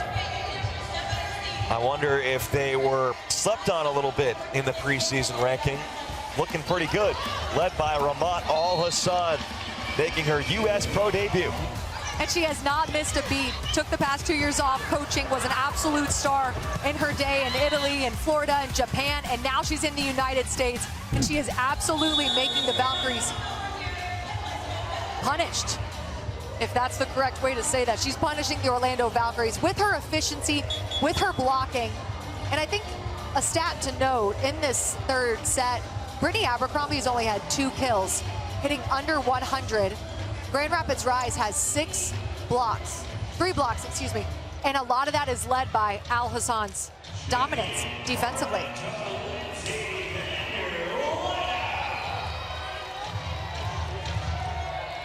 Abercrombie had 16 kills through the first couple of sets. Has been neutralized a little bit. They got to keep going back to her, though.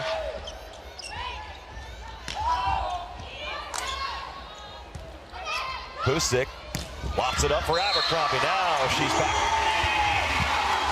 She definitely heard me talking about it. That's her 3rd kill in this set. Really smart shot. She's a lefty, so that block is set up more so towards the antenna. She dropped that thumb, hit a nice sharp angle inside of the block.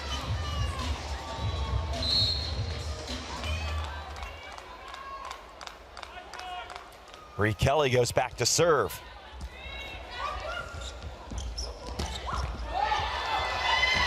Snyder, one of her best shots is on that bit. And I love that route because you have Al-Hassan coming in quickly through the middle, and then you have Snyder almost 2 feet behind her, so the block is jumping with Al-Hassan. It's a beautiful set and execution on that route. Hasn't been the most efficient day for Snyder, but is up to 8 kills, hitting just under 100. You'll notice for the Valkyries, Lindsay Vanderweide in the game on that outside position. Look for her to get going.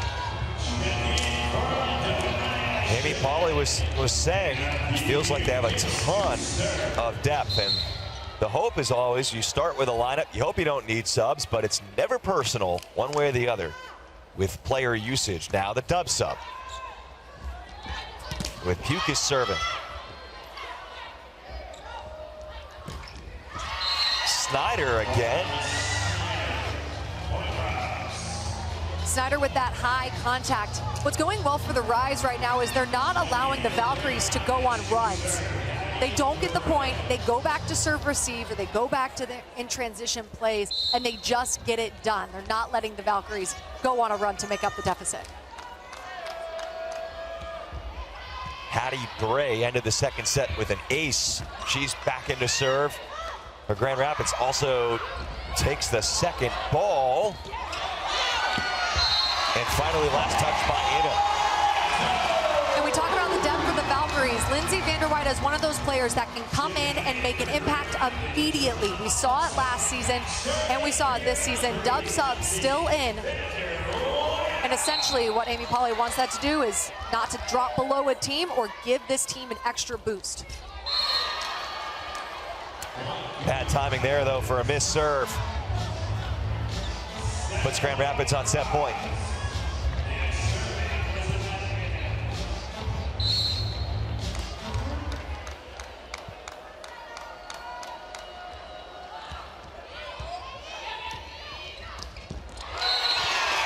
For now, the third set continues with Brown.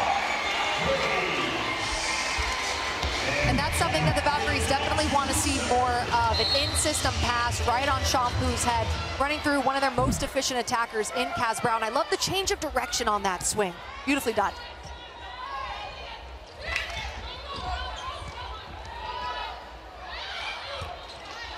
A chance for the third set here, but couldn't get an attack off. Oh, they win it anyway. Briggs Roman has to touch it from the ground, and she found the ground on the other side. And that's just a miscommunication on the Valkyries' part. That's one that they definitely wish that they could have back in a way you don't want to end a set. But it's how the third set ended, and Grand Rapids looking for the upset against the defending champs.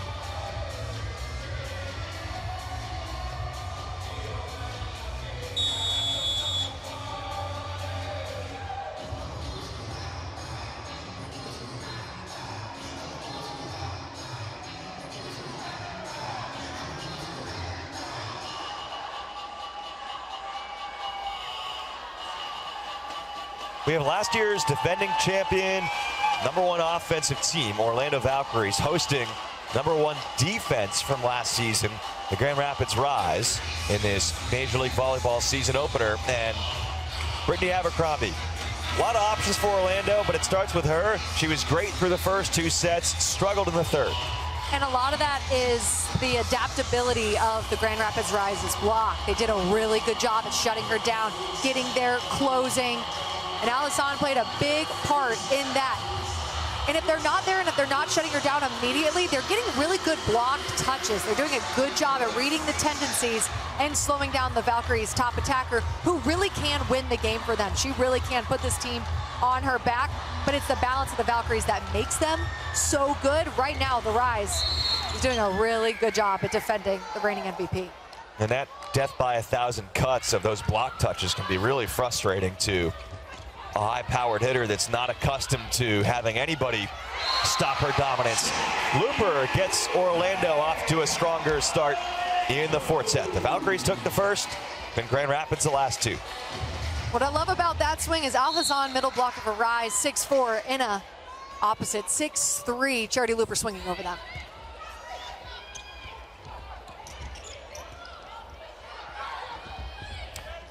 Looper twists it over. Al-Hassan on the second jump. Pusick to Abercrombie. Gahaina Torres dug it. Going back to Abercrombie. She throws that to the floor. A lot of the times you'll see Brittany Abercrombie tip and there's a little bit of a peak on the ball. Not on that one. She put that ball straight down. She saw the gap in the block. Was really smart with it. Knew there was a sense of urgency there. Al-Hassan not there to close. No hands up on that ball. He was like, okay, you stopped me in the 3rd set. Let me reach a little bit deeper into that bag. And she found something. But you know what? Elizabeth Inna has been finding the shots as well. 14 kills for the Grand Rapids right side. And she's that X factor that allowed them to win that 2nd set. She brings the power. Coach Kathy George said she is the X factor. When she swings like she can swing, it adds so much balance, and she's so terminal. Elizabeth Inna, I mean, she was playing in Turkey last year. Talk about bringing players from some of the best leagues in the world to Major League Volleyball. Looper off the block and out. I'm talking about some of the best players in the world. Pusick, the libero for Orlando. Even if it's not the most flashy thing, she really does have a hand in a lot of these plays. She's got a nice, clean touch on the ball. She's one of the reasons why the Valkyries are up 3-1. Got 20 digs. Quietly, too. Very Yeah, impressive. I would agree. By the way, speaking of that category, Looper, 15 digs and a double-double for Orlando.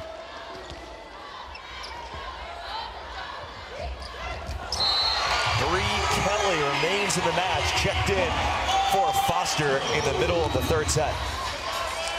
Bree Kelly is so much fun to watch. She was such a leader on this Pitt team. They did 5 consecutive national semifinals. She was such a big reason for that. She's such a leader, and I think that that bodes well coming into the pros, bringing that maturity.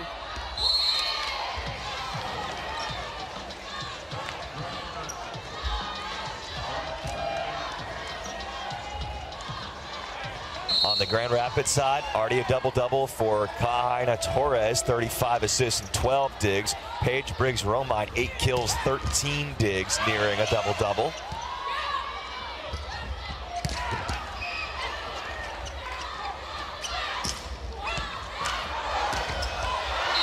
Going back and forth, a couple of additional digs for those outsides, but then Meyer terminates.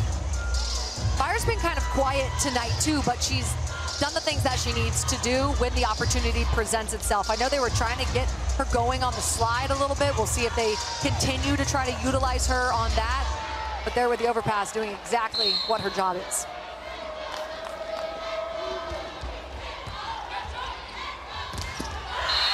Meyer was ready for that middle run.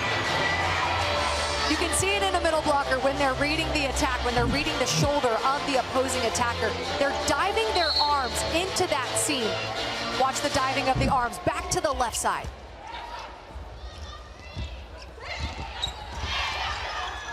Ogilvy read that tip.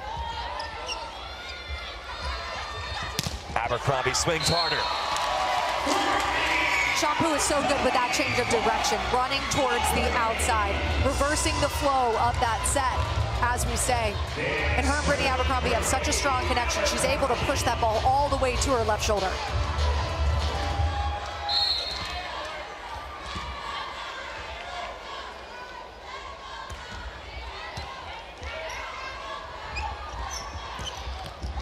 Ina had to lean into that one based on the set location, still got it done. If you can't take off in front of that 3-meter line, and she was very aware of that rule, obviously the pro that she is. She had to reach for that ball, but she did so. And then there's a couple feet to the line, and she took advantage of that, dropping her thumb. Perfect pass. They couldn't get the kill from Brown there behind the setter. Grand Rapids has had the answers today ever since that first set. I think both the Rise and the Valkyries are trying to get their middles going on the slide, but we haven't seen a ton of success, either team, on that slide attack.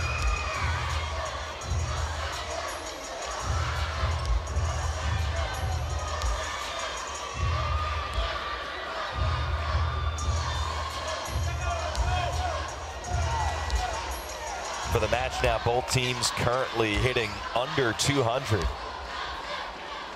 It's been a gritty defensive battle back and forth. That's the way it often goes. The defense starts to control more as the match goes along. Courtney Schwann. That's good. I love that sense of urgency from Courtney Schwann. You could see it in the approach and the way that she snapped on that ball. She wanted that point. That is such a sense of urgency that you can immediately tell.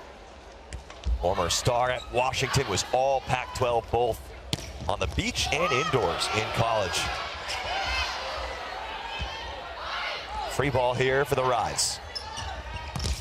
Behind the setter, Meyer is successful. It's off the block and out. An immediate timeout here with Grand Rapids in front, 8-6. They have a chance for a closeout against the defending champs in the fourth set.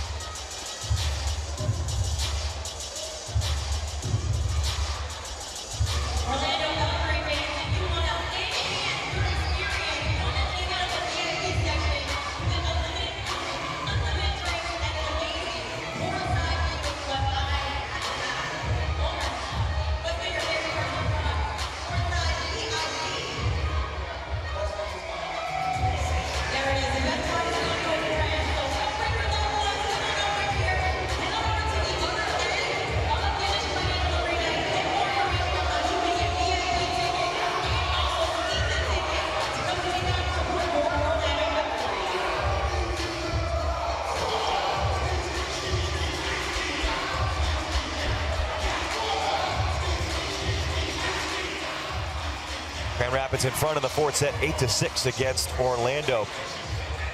Grand Rapids team that looks much improved from last year.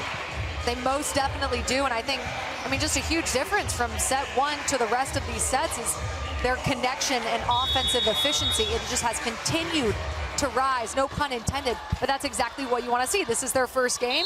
They're continuing to learn their setter-attacker relationships, and it's only gotten better throughout this match.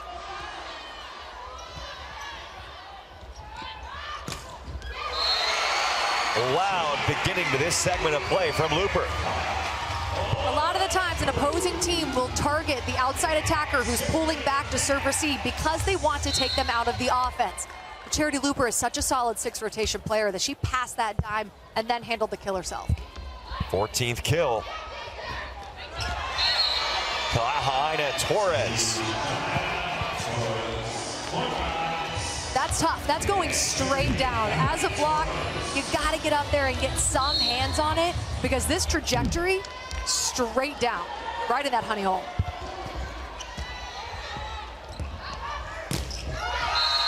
Going more and more to Looper. And I have to give a shout out consistently to Courtney Schwann's serve receive. The angles of her platform, how cleanly she touches the ball. A lot of the times players will make that look easy. That is really difficult to do, and she does it with a lot of expertise. Well, we've seen this a few times tonight where Hey, talk about season opener, still getting the operation together. The music comes on during the point. That's a let point.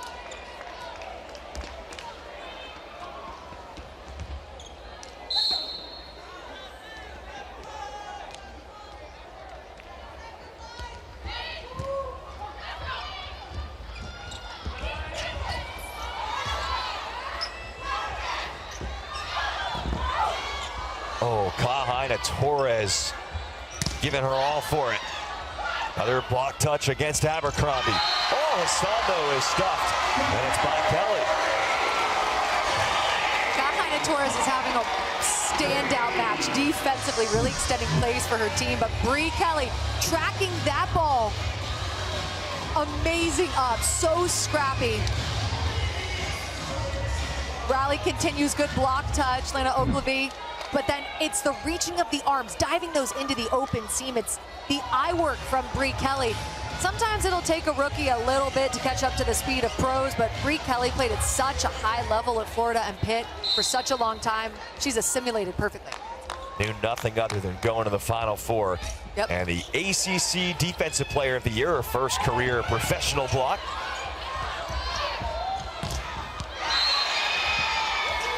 And Looper is rejected. Of course, Kelly at Pittsburgh knew nothing other than going to the Final Four. The scramble play for the Valkyries. So the Rise, the block was there and set. The Rise right now have 16 total blocks for this match, was just incredible. They were a solid blocking team last season. That's carried that over. It's a big number. Orlando has 11 stop blocks, but it's been a big factor, and especially the work that Grand Rapids has done, not making life easy for Abercrombie as this match has gone along. Here she is, finally gets an opening. Shampoo, that pass was a little tight. It doesn't even matter. She can twist her body in the air, and then the precision and the accuracy of that set is right into Abercrombie's wheelhouse. Look how sharp that angle is. That's a couple feet inside that 10-foot line. It's impressive. Again, it's crazy to say Abercrombie has 22 kills, but it feels like the Rise have made her work for it. Here she is looking for 23. Rattles around on the swing by Snyder. And the overtouch, Grand Rapids capitalizes. This is a battle. This is exactly what you want in a season opener. And that's exactly what you want in net defense. If that ball drifts over at all, you stay out of the net, you put that ball down, you give them no option to dig it. Alison's been so good tonight.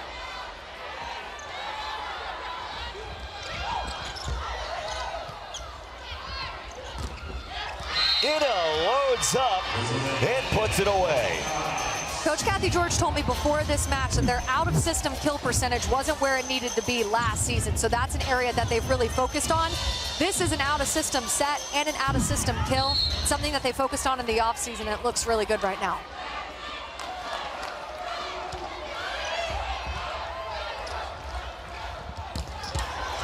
Smashed by Looper from behind the attack line. Actually got that ball controlled. Biggs Romine did, but a miscommunication on the next touch. I would love to have a radar gun on that swing. That was a lightning bolt off of Looper. So strong, contacted it so high, brought so much heat to it. It was really hard to control for the Rise. Looper, 16 kills, 17 digs.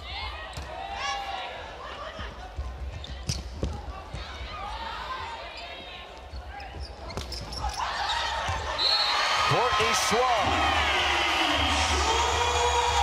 I will say serve receive wise, it looks like both teams are in system. I'm not sure if the service pressure has gone down a little bit, but both teams are able to run their full offense. So what that means is in transition, it's that much more important to be the team on top. Courtney Schwan, with all of those tools and all of that vision, can get it done in transition. 12 apiece, fourth set. Rise up by a set. Ina. Kelly had to get there, and she did. Back set for Ina. Gahaina Torres presses the button for Inna again. Schwann. That's her patented beat shot. Sometimes in a long rally when there are so many big swings, deep, powerful attacks, sometimes just taking a little bit off of it. The defense is on their heels. She's got such good vision. Champu did a really good job at leading her there. Lena Ogilvie, it's hard to beat her in that area, but Schwann did.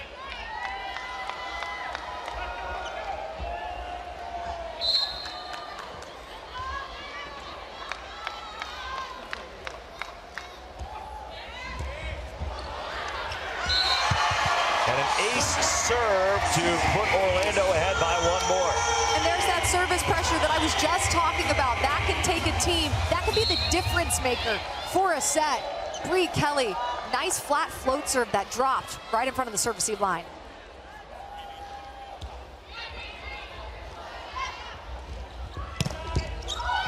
And Snyder goes off the block and down to answer. Grand Rapids back within one. It's a good response by Snyder. The rise, not letting the Valkyries go on too many runs, which is exactly what Kathy George said is a key.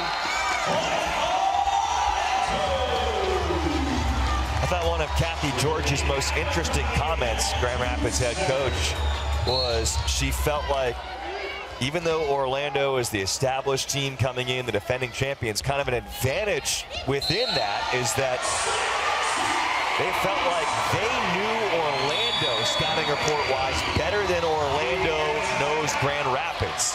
And in a way that has played out. Despite that, an ace for Orlando and a timeout on the floor. 3-point lead for the Valks in the set. It's not just a sport, it's a call. At Spalding, we've spent years crafting high-quality equipment that honors that passion. As the official net system supplier to Major League Volleyball, we're proud to support the game at its highest level, where precision, durability, and performance matter most. Because when you give your all, you deserve equipment that does too. Spalding Volleyball, trusted by generations, built for champions.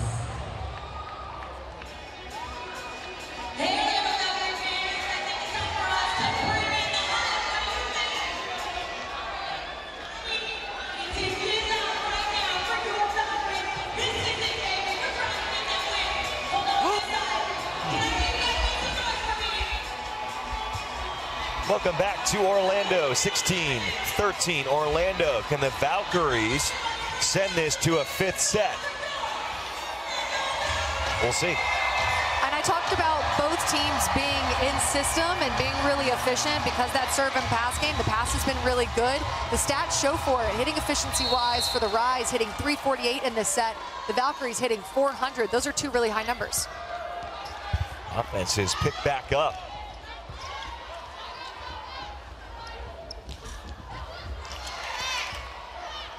Defense from Inna. Behind the setter, Brown didn't get full contact.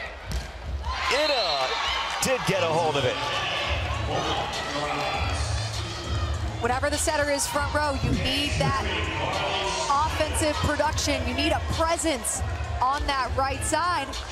Inna from that D-ball, going down the line, identifying that there's about 2 feet of space between Schwann and the antenna. Turning that body, dropping that thumb, and driving it down the line. Really well done. Historically, this is a series that Orlando has controlled. Each of the first 2 seasons of this league, Orlando has won 3-1 the season series. Even last year, after Grand Rapids won the first time these teams met, Orlando won the final 3. That included a situation in Grand Rapids, Michigan in April. It was so late in the season, the Valkyries had already clinched a playoff berth. They sat all their starters and still won in 5 sets. Kaz Brown the kill. Grand Rapids making it a lot more difficult in this one.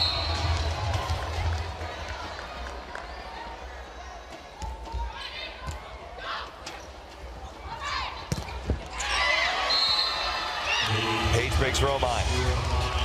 And still, the efficiency continues to be lights out on both sides. The passing has been really good. Carly Snyder there, a part of that passing core, angling that platform in and allowing Rise to run through their full offense. Haven't seen a lot of missed serves in this match so far. There's one from Meyer.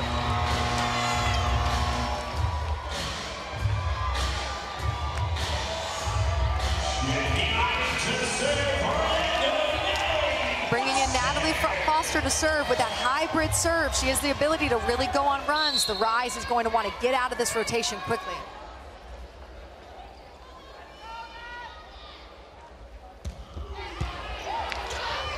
She brought it, but Kahaina Torres went over the shoulder. Smashed off the block by Briggs Romine. That was such a good defensive play from the Valkyries. You just got to get hands on it, and they did. They kept it alive, but Paige Briggs Romine is here to play this season, bringing the power with that full arsenal of offense. I talk about the follow-through that it takes to tool the block down the line. She has all of that. Double-double now for her. And she's always had that all-around game, but as advertised, Kathy George telling us that she added more this season offensively. And this serve gives it back to Champu Goodpard. Setter out of Thailand.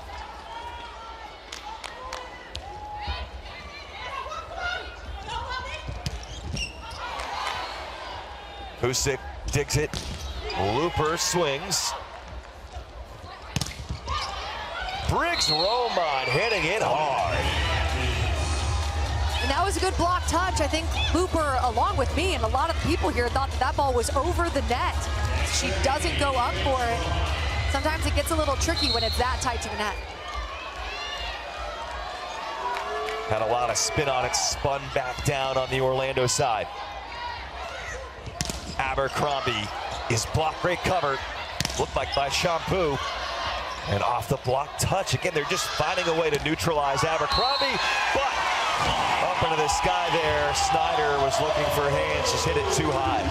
That's definitely a small highlight of this match is the block touches on both sides of the net. Both teams doing a really good job at slowing down the opposing attack.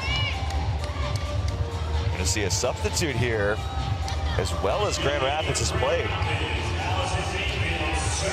Carly Snyder has not necessarily been at her most efficient. I don't know if it's related more to that or serve receive here, but Allison Mayfield is coming in for Snyder.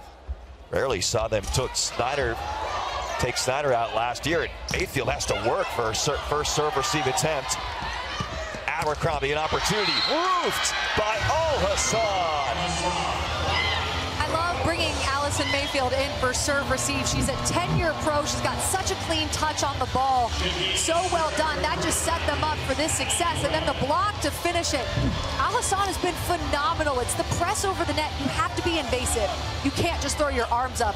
She has that because of those years of disciplined blocking experience. 18-11, the blocking advantage for Grand Rapids. Hattie Bray serving sub situation again. Free ball. Abercrombie first touch. Goodpard second touch. Swan rolls it. Mayfield read it. Back row. Looper. Coach Amy Pauley told me another key to this game is going to be 4 routes of offense, running them in transition, in serve receive, running all 4 routes. So what that means is you got the back row, you've got the opposite, the middle, and the outside all running their routes. Charity Looper adds that to this team. She said, if I pause and I watch film back, are we running all 4 of our routes? And they just were perfectly. 17th kill. And that's in for Kelly. Brie Kelly has been phenomenal behind the service line. You gotta love when a middle goes back to the service line. 2 aces for her, and really well timed as the Valkyries near 25. Charity Looper, again, coming in fresh this year, a full off season, not coming straight off an NCAA season, and looks like a brand new player compared to her rookie season in Vegas. She has 17 kills and 21 digs. And some of her strengths is that she's a high flyer, she's athletic. Her defense, which sometimes goes unnoticed because it's less flashy, is just as good as her offense. She's got the eye work. She can see the opposing side of the court so well. From the serve receive line, she's aggressive. She's got a good float. And she just brings a smile to this team as well. And these two have been a phenomenal tandem tonight. 22 kills for Abercrombie, 17 for Looper. Both of them hitting above 200. Charity Looper, those 21 digs really stand out to me. By the way, she's also passing 56% in system, which also made me think. I went and looked at Carly Snyder's passing numbers, 55% in system. I really wonder if that Mayfield sub was more of an offensive sub or a serve receive sub, because Snyder as a hitter is just 106. Yeah, absolutely. And sometimes maybe you just need new energy coming in. You're down by 4. You need more of a veteran. You need new energy, a little bit of a boost. Coach Kathy George loves the depth that she has on her bench and her ability to call on whoever need be.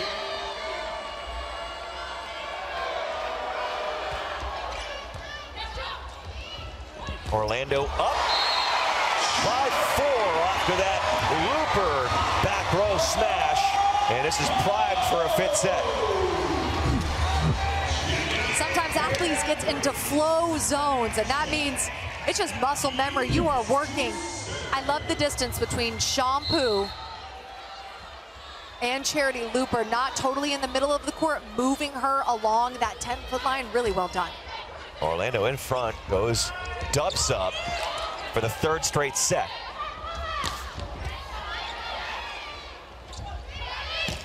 In a huge arm. I mean, she's been so impressive. She has, and we talk about her reaching on that D-ball. That's on purpose. You can tell. Setter-hitter connection is there. They've practiced that. She wants to be led well in front of that 10-foot line because she's got that broad jump and that reach. That's definitely on purpose. Even that one where she really reached. Maybe. I don't know. No, it's a fine line, right?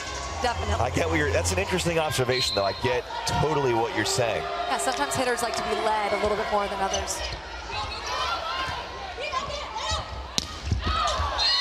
Abercrombie missed it. And it's a set point times 4 for Grand Rapids. Or, excuse me. Got caught up there. Timeout, Orlando with the lead. They also whiffed on the scoreboard there for a second. 23-21. And that's a smart timeout. You need a quick side out. The Rise going on a little bit of a run. When they get into a rhythm and they bring that service pressure, their defense really amplifies. So I think this is a really smart timeout just to reset. And as I come back to earth here, it's a situation where Orlando, the pressure's on them, right? Because they need to extend this match. Exactly. Even though they're ahead right now in the set, they know that they need to win this set to extend the match. In Orlando, as a team that's returning nine players and all of their starters, they've been in these tight situations before. They've won a championship with their backs against the wall. So I think at this level, they're not even thinking about the score. They're thinking next play, next play. They're not thinking that they need to win this in order to get to 5. That's the kind of mental maturity that championship teams have. Key serve for Allison Mayfield, the former Vegas Thrill member. Orlando with a set point. Kaz Brown. Sorry, that makes Kaz Brown so dangerous. It's the high contact on the slide. The block is late to close. And she's so quick laterally and off of 1 foot, so efficient. Haven't seen a ton from her offensively so far tonight. Set point number 1. Kept up by Shampoo.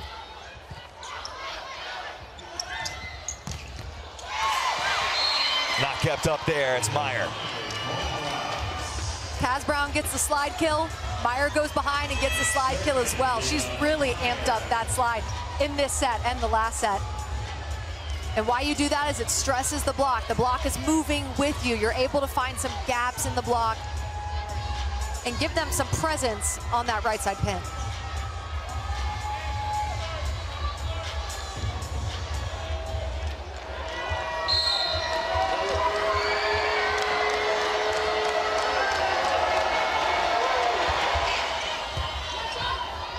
Pusick, good pass.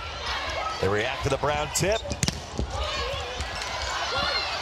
Over Doug, and it's all Hassan getting Grand Rapids within one. Orlando has a timeout to spare if they want to use it, and they are going to.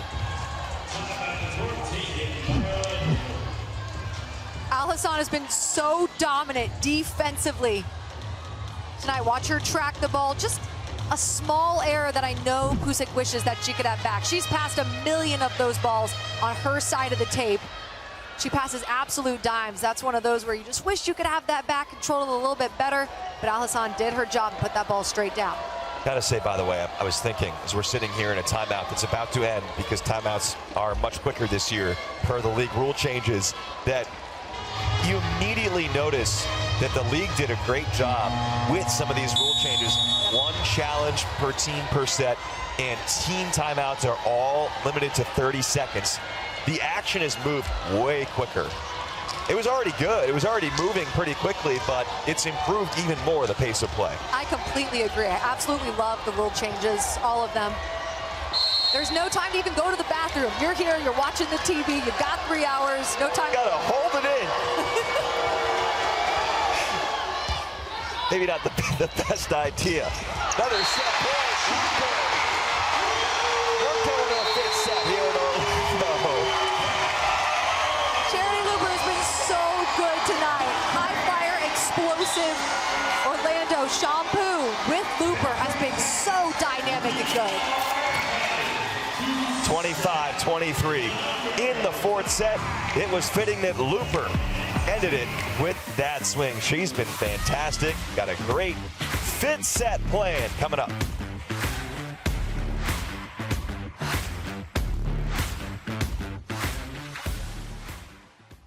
Hey, Orlando Valkyrie fans, we're trying to get that win with you guys, but before we do, drum up the team song! Y'all gotta get loud for this one. This is the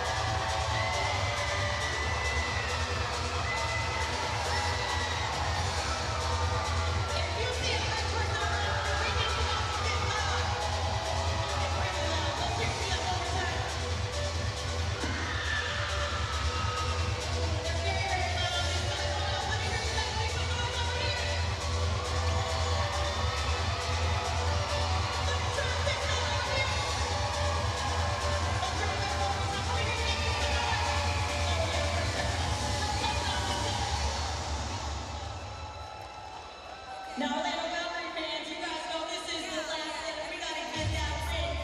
If you can, stand on your feet right now.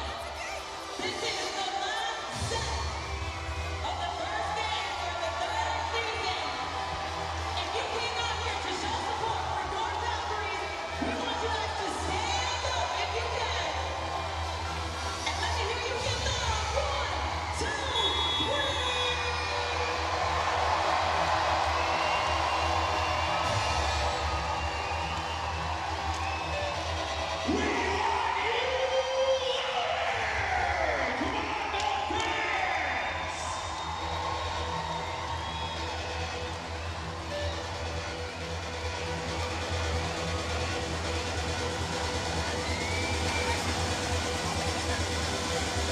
Madison, look at this scoreline. I mean, despite the faster pace of play, we're 2 hours and 24 into this, because every set, both teams have made it past 20.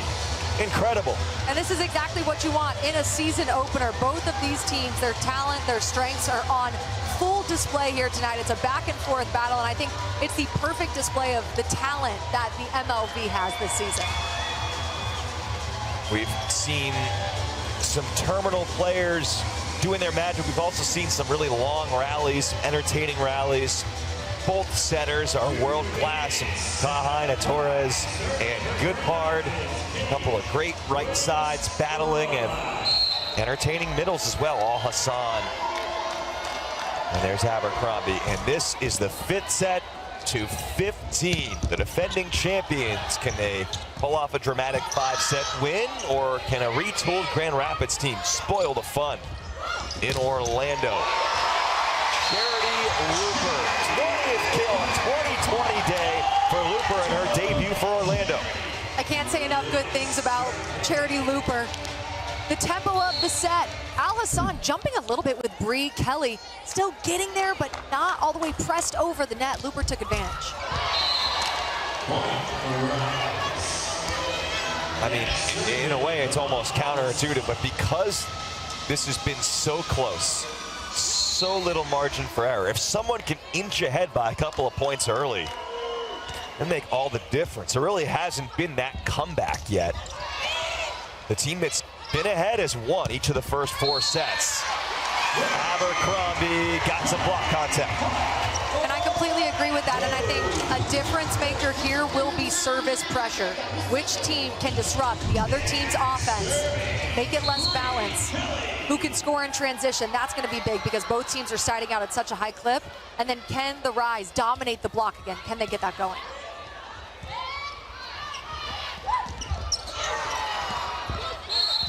There's another double. We've seen that a couple of times. When the ball goes over, it can't be a double.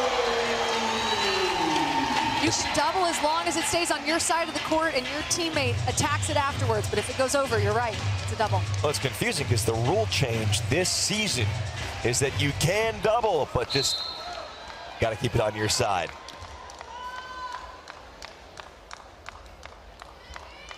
Bree Kelly came into the match for Foster midway through. That's Snyder. We call that yo-yoing. Bree Kelly serving Carly Snyder deep, getting her moving. Carly Snyder is so good, though. She can still get to her point of hesitation and then attack the ball a little bit off the net, but a really good spot to attack when Bree Kelly is in that 5. 11th kill there, and it's a double-double for Snyder. Back into the match after being subbed out briefly. There's the roll shot for Schwann. And this is why you want to get your middles involved. Kaz Brown is up, so Meyer is jumping with Kaz. Courtney Schwann's in a one-on-one situation. Really good job by Shampoo isolating her. She sees that open court, the gap in the block, and takes it.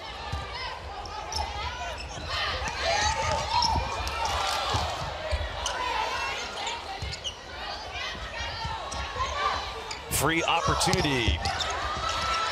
Block touch by Orlando. Saw Shampoo taking a look at her options. Block against her.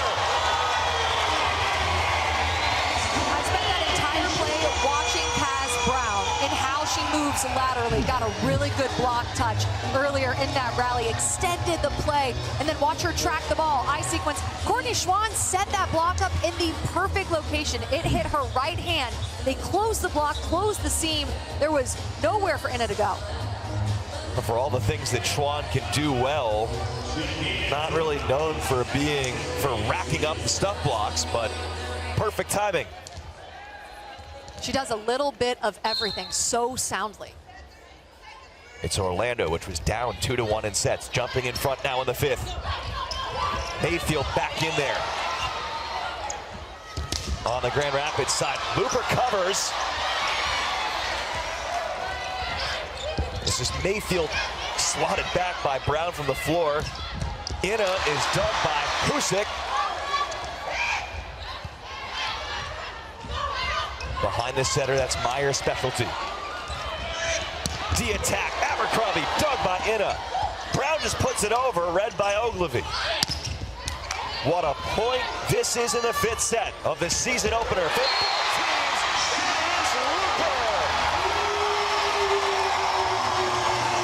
there was an MVP of the match, it would be Charity Luper.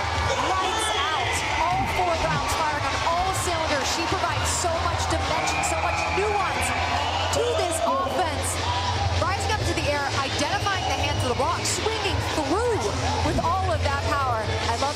and she's quickly an Orlando Valkyries fan favorite. 21 kills and 21 digs for Looper, and that's exactly what Amy Pauley was saying this morning at Serve and Pass, that they want to work on and make one of their staples having all 4 options available, working on 4 offensive routes.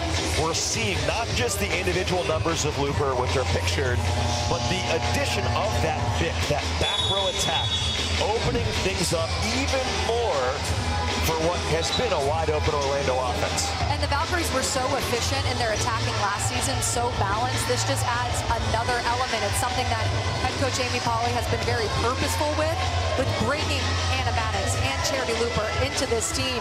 This was designed like this, and they're executing well. Oh, yeah, that's right. They have MLV All-Star Hannah Maddox on their bench. Haven't seen her yet tonight. I'm sure we will at some point soon this season. Brown stands tall. It's 7-2 coming off the timeout. Volleyball is a game of momentum, and we talked about it. It's been really back and forth. No team able to grab that momentum. The Valkyries have grabbed it in the most critical time of a match, which is the 5th set, only to 15.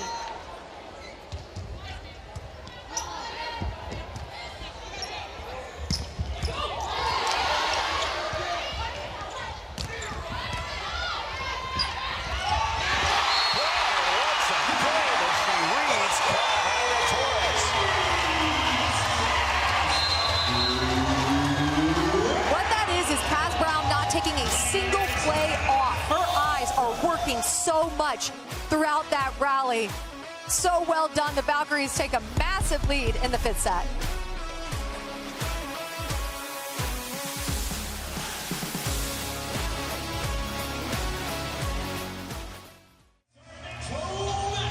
January 22nd is your Valkyries. Take on the GPA at 7 p.m. Come for Upside Down Night. Be prepared for side excitement.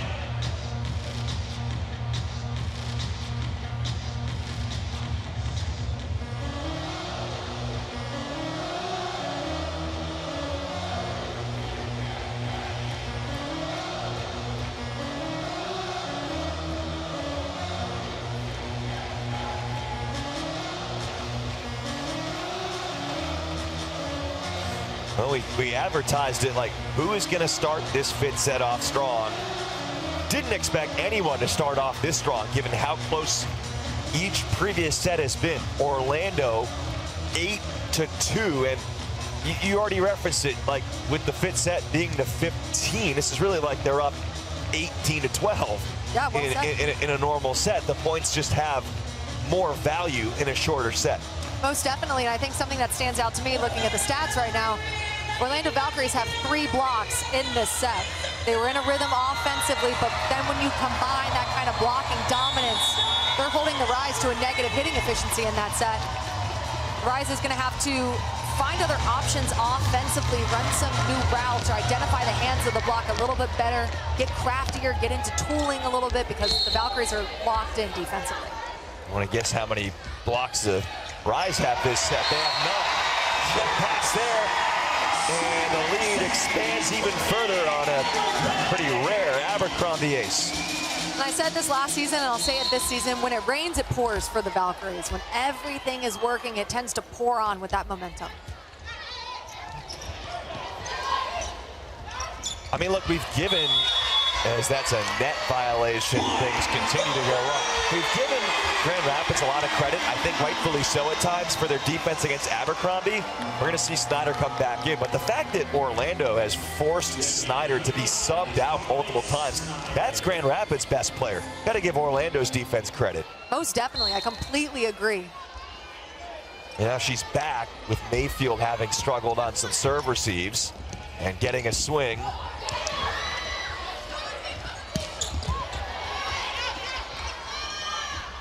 And right back to Snyder. Looper, another big dig. Joust situation. Brown nearly won it. Brown is there again. It's been a Kaz Brown-owned 5th set. That's Kaz Brown's 3rd block in this set. Combine that with Charity Looper defensively in that middle back position. She's been so elite defensively. This is when the Valkyries are at their best, when their defense is humming. Kaz Brown so engaged. Back-to-back blocks for Kaz Brown, the blocking machine. She's like, yeah, it looks easy. It's not easy. She's putting in a lot of work in between those plays. And then you see the press. She's got all of that press over the net at the right time. And the last time out for Grand Rapids, 8 straight points for Orlando.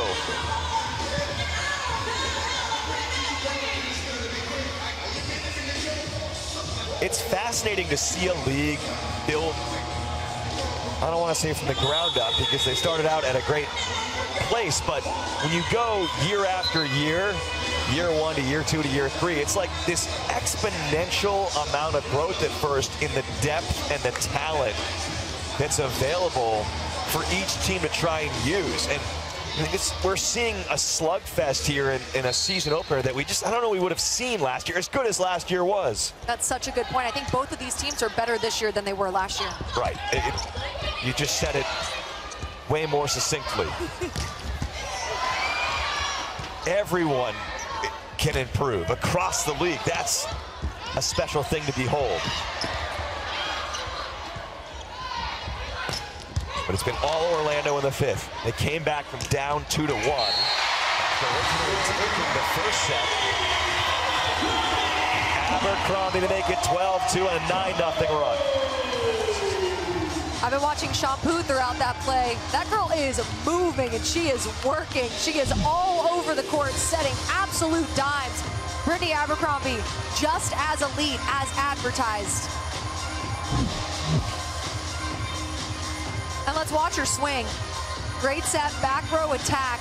She drops that thumb, a whole lot of range. Twists that arm beautifully. That's a sharp swing. That's hard for a lefty in the back row. That's her 24th kill.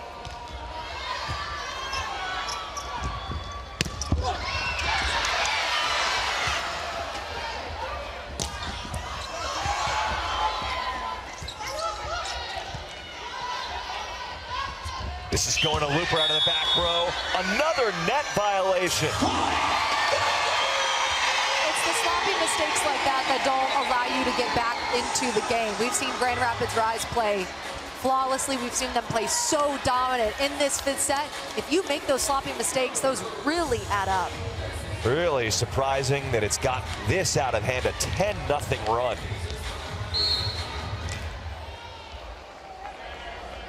Shampoo, 45 assists, 17 digs. The other side, Kahaina Torres, 47 assists, 19 digs. Want to credit both setters for putting on a show. Finally, a point for Grand Rapids to end the double-digit run. The block over there against Kaz Brown sends Snyder back to serve. And that was one of those things for the Rise that I said would be a difference maker in this 5th set. If they were able to shut down the Valkyries, if their block was as dominant as it was in the other sets, they just haven't had that this set.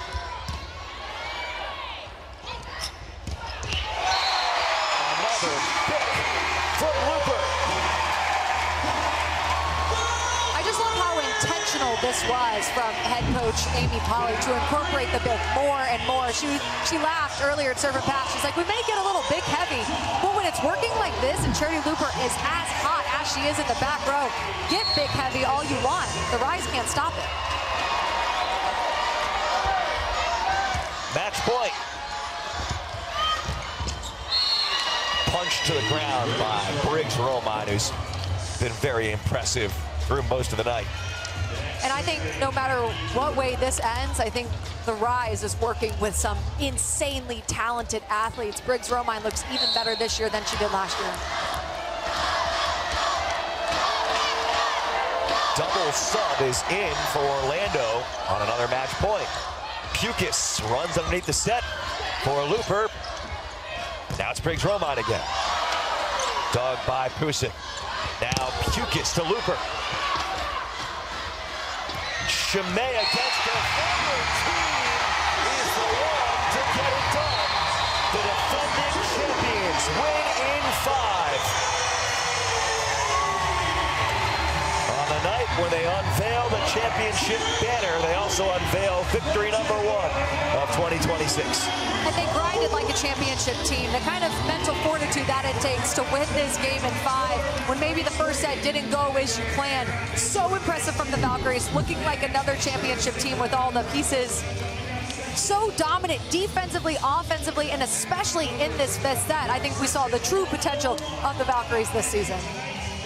And again, I mean, I've used the pun already once before, but we're in Addition Financial Arena. I think the name of the game for both of these teams, the impressive additions that we saw here tonight, has raised the level of this league in year 3. I completely agree. I mean, just looking down the roster, Allison for Grand Rapids Rise, phenomenal, wonderful addition. Charity Looper from Vegas to Orlando, an amazing addition. These teams just continue to add on to the star power and the firepower, and I think it's going to be a great season. Been a pleasure, Madison Fitzpatrick and our entire crew getting ready for another fun season in Major League Volleyball. This was a fantastic start, the national TV debut of the league. In season 3, we saw the championship rings, the championship banner, and a championship-worthy performance from the Orlando Valkyries, defeating the Grand Rapids Rise in 5. For our entire crew in Madison,